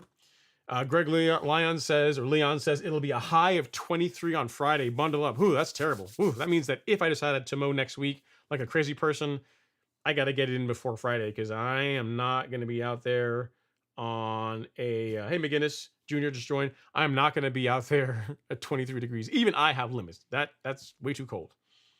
Way too cold. All right, John Williams is here. He has a comment. He says Hancock Seed. Hancock has really good seed. Just thought I'd put that out there. You can see they care about quality. Yep. You know the Arden 15 when I was still using that Hancock Seed is where I've gotten it from, and it's always been really good stuff. So and they as far as if you have questions, they're pretty good about taking the time to talk to you and help you pick out the seed that is the best for the goals that you're trying to achieve in your lawns. Yeah, good set of folks down there in Florida. They do a good job, and yeah, I second that. It's a good place to get your seed from. All right, next up is John Williams. He says, Ron, what do you think is the earliest I can overseed centipede grass? Why can't I buy St. Augustine seed? Trying to figure this out. I have St. Aug in the back and centipede in the front. I'm gonna have to take a screenshot of this one here, John, and research it for you. I'm not an expert by any means on centipede. And when you say overseed centipede grass, what do you overseed with what? Like, what do you mean? Like, are you talking about like seeding it from to establish it, or are you talking about overseeding it with like ryegrass? Like, what do you mean by seeding it? And as far as St. Augustine seed, again, don't know about that. I don't know why you can't buy St. Augustine seed. I've never actually looked for it because I don't have St. Augustine grass. So I don't know the answer to either of those, but I will do some research and get an answer for you next week. Maybe someone here in the live stream will chime in and if they know the answer to either of those. But you're right. I've not seen St. Augustine grass seed, and I don't know the earliest you can overseed centipede grass. And again, you need to give me a little bit more context here, because are you talking about overseeding centipede grass like in the fall, like if you're going to do like a rye overseed, or are you talking about growing centipede grass from scratch, like you're doing a renovation project and you want to grow centipede? Like, what's the earliest you can do that? So if you're still here, like, let me know which one you're after. Here's what I'll do. I will do research and try and get an answer for you for both scenarios, whether you are overseeding it with rye in the fall or if you're establishing it from scratch. From the establishing from scratch, because centipede is a warm season grass, I'm going to guess, I'm going to have to research this, but I'm going to guess like May timeframe, when soil temps around 65 degrees is probably when you want to do it, kind of like you do with Bermuda. But I will look into it and get you a more concrete answer. And but yeah, that's a good question. I just don't know the answer to it, so I'll look into it and get an answer for you. All right, next up, and it looks like our last comment of the evening. You guys are slowing down on me. You're slowing down on me, guys. Seed Time Harvest Lawn Care and Snow Removal LLC. I'm gonna guess that you have something to do with seed and you also do snow removal. I'm just gonna guess. He says, "Good evening, Ron. How about Anderson's biochar for soil improvement? I've personally never used any of the Anderson's biochar products, but the people that do use it, I've only heard good things about it. So I've never used it myself, but so I can't personally speak from like my experience of how good or bad it works. I have no reason to think that it would not work well. Like Anderson's makes really good products. If I were going to go out on a limb, I'd say that it's probably going to be just fine. But yeah, I can't speak from personal experience as well as how well it works. I tend to use the products from Miramichi Green, so I use Essential G for my biochar and compost, and I get great results with that. And I just haven't had any reason really to switch. So that's why I can't tell you from personal experience how the Anderson's products work in my case. All right, let me look here and see if there's anything else that I had to answer. Yes, so I did have a question from a viewer around bees. It was around. Let me get this off here. It was around like the orange wasps. That were in the lawn that he saw he had a problem with orange wasps flying all over his lawn. Those are actually called golden digger wasps. Did read my research on that. And as far as things to worry about, like from research I did this past week, they tend to be really active whenever they are waiting for their offspring to hatch, and once they do, they kind of go away. So which is why, and I've seen it myself. Like there's a bunch of junipers between myself and the neighbor that's just below me, and they're it for like a 3-week period they tend to be really active, and then they just kind of they pick up camp and they kind of move on. They're not as active anymore. From what I understand too, they don't, as far as stinging or being like danger of stinging you, like the males I believe don't even don't have stingers, and the females for the most part, although they can sting you, they're not aggressive, right? They're not like yellow jackets or anything like that. So yeah, that was another question that I had to answer for this week. And before I close out, I wanted to make sure I covered that one. So for the most part, CE user, if you're on here, they're nothing to worry about. Don't worry about them. Hook and Pull is chiming in on the St. Augustine. He says St. Augustine is usually done with plugs or sod applications. So not from seed to hit to again, just thinking out loud. I'm thinking with Alan, like I think he's talked about plugs, he's talked about sod, but I've never seen him talk about St. Augustine seed. And we have someone else here in the live stream here on Instagram saying that it's normally plugged, right? Yeah, plugged or sod is what I've seen. I've never heard anyone doing it from seed. So I don't know why. Maybe it's not a thing, or it's really hard to do, or there's some other reason. But yeah, that's thanks for chiming in, Hook and Pull. Appreciate you. All right, so we got another question here from Dwayne's World. He says, "Hey Ron, do you think when putting down spring pre-emergent, it would be beneficial to mix some soil loosener to better help the pre-emergent absorb? I've heard the wetting agents are good to use when applying chemicals meant for soil. What say you?" I've never done it myself, Dwayne, but I can't see how it would hurt. Can't see how it would hurt. I mean, anything that's going to help the pre-emergent penetrate the soil, get down in the soil, I think would be a good thing. I've never used any of those. I've never mixed anything with my pre-emergent to help aid penetration, and I've had really good results with it. Like I've used Spectacle, I've used Prodiamine, I've used Dithiopyr. Let me think. I've used Simazine. So as far as like liquids, I've used Spectacle, Prodiamine, and Simazine. I've never mixed any kind of a wetting agent or anything else with them to help them penetrate the soil, and I've gotten good results with it. That said, I don't think it would hurt. It shouldn't hurt anything. If you wanna play and try it out, by all means. I don't think it's going to make it any worse, right? So give it a shot and report back and let me know. I've just never, I don't know how you'd even know. How would you know that it worked better? I guess if you, I guess if you you'd have to take like a part of the lawn and put down Prodiamine. That's just Prodiamine by itself, and then another section with the liquid or the Prodiamine and a wetting agent, and then see if you got more weeds in one area than another. But there's so many other variables that could cause that other than the wetting agent. I don't know that you could really tell. I don't know that that's an easy thing to test for. You know what I mean? I don't know that it's an easy thing to test, that it's going to test the effectiveness. I can tell you that I've never used them, and I've gotten good results with pre-emergent, never having used a wetting agent mixed along or anything to help it penetrate the soil mixed with it. So give it a shot and let me know how it works for you. Let me say hi to some other people here that are joining here over the Instagram. Appreciate you guys hanging out.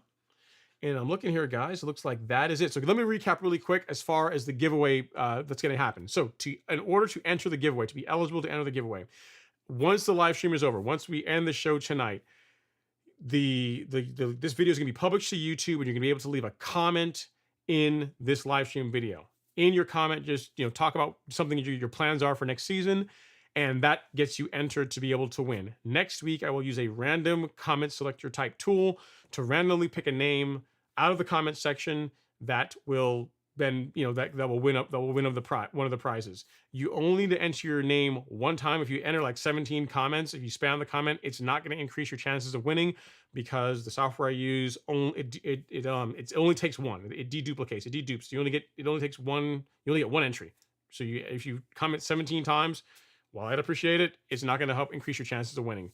And you also must be present to win. So next week when I do that, when I do the drawing, you got to be here to win. So those of you guys that are on Instagram, if you want a chance to win what we're going to be giving away next week, so giveaway items are going to be a My Soil test kit, so you can know exactly what is going on in your soil, so you can fertilize intelligently with data. We're also going to be doing another soil test kit. So there's just one. We're going to be doing another one with the let's see here, with the probe tool, a plug extraction tool. And then we'll also, in addition to that, we'll also add, this is probably the most expensive out of all of them. This is, because the cost of prodiamine has really gone up. It almost pains me to give this away. But you know what? I want you guys to have, your friends, your mom and them's, girlfriends, ex-girlfriends, cousins, to have weed for your lawns. You're going to have more than enough prodiamine to be able to do that, because this is like 5 pounds, which is a lot. It's like just over 2 acres, I think, at the high rates. This is a lot of prodiamine. So you got that. And then in addition, I see here Hook and Pull says they'll add a Miramichi green hat to the prize. So I think Hook and Pull is from Miramichi Green. So you got to send me a hat, man. Or what I'll do is this. Hook and Pull from Miramichi Green says they'll also add a hat. They'll throw that in there as well. So I don't have a hat to be able to show you what it will look like. Do I have a Miramichi Green hat here? I got a bunch of them. I used to have a bunch of here. Let me look here real quick. Let me look. I think I had a gray one. Yeah, I do. I still do. So this is a Miramichi green hat. So something like this they have in the FDE, the flat dark earth, the tan, and there's also, I think, black color. There's a black one. I don't have a black one to be able to show you guys, but yeah. So I guess we'll throw one of those in there. So I'm not sure what kind of hat, what color it's going to be, but it'll be one of those with the Miramichi green logo, which is pretty awesome. That's clean, right? That's real clean. I want one of those. And then the last prize, so I guess we're up to 5 now. It's gonna take a while to do this drawing, is going to be the, also from Miramichi Green, the Golf Course Lawn Carbon Kit.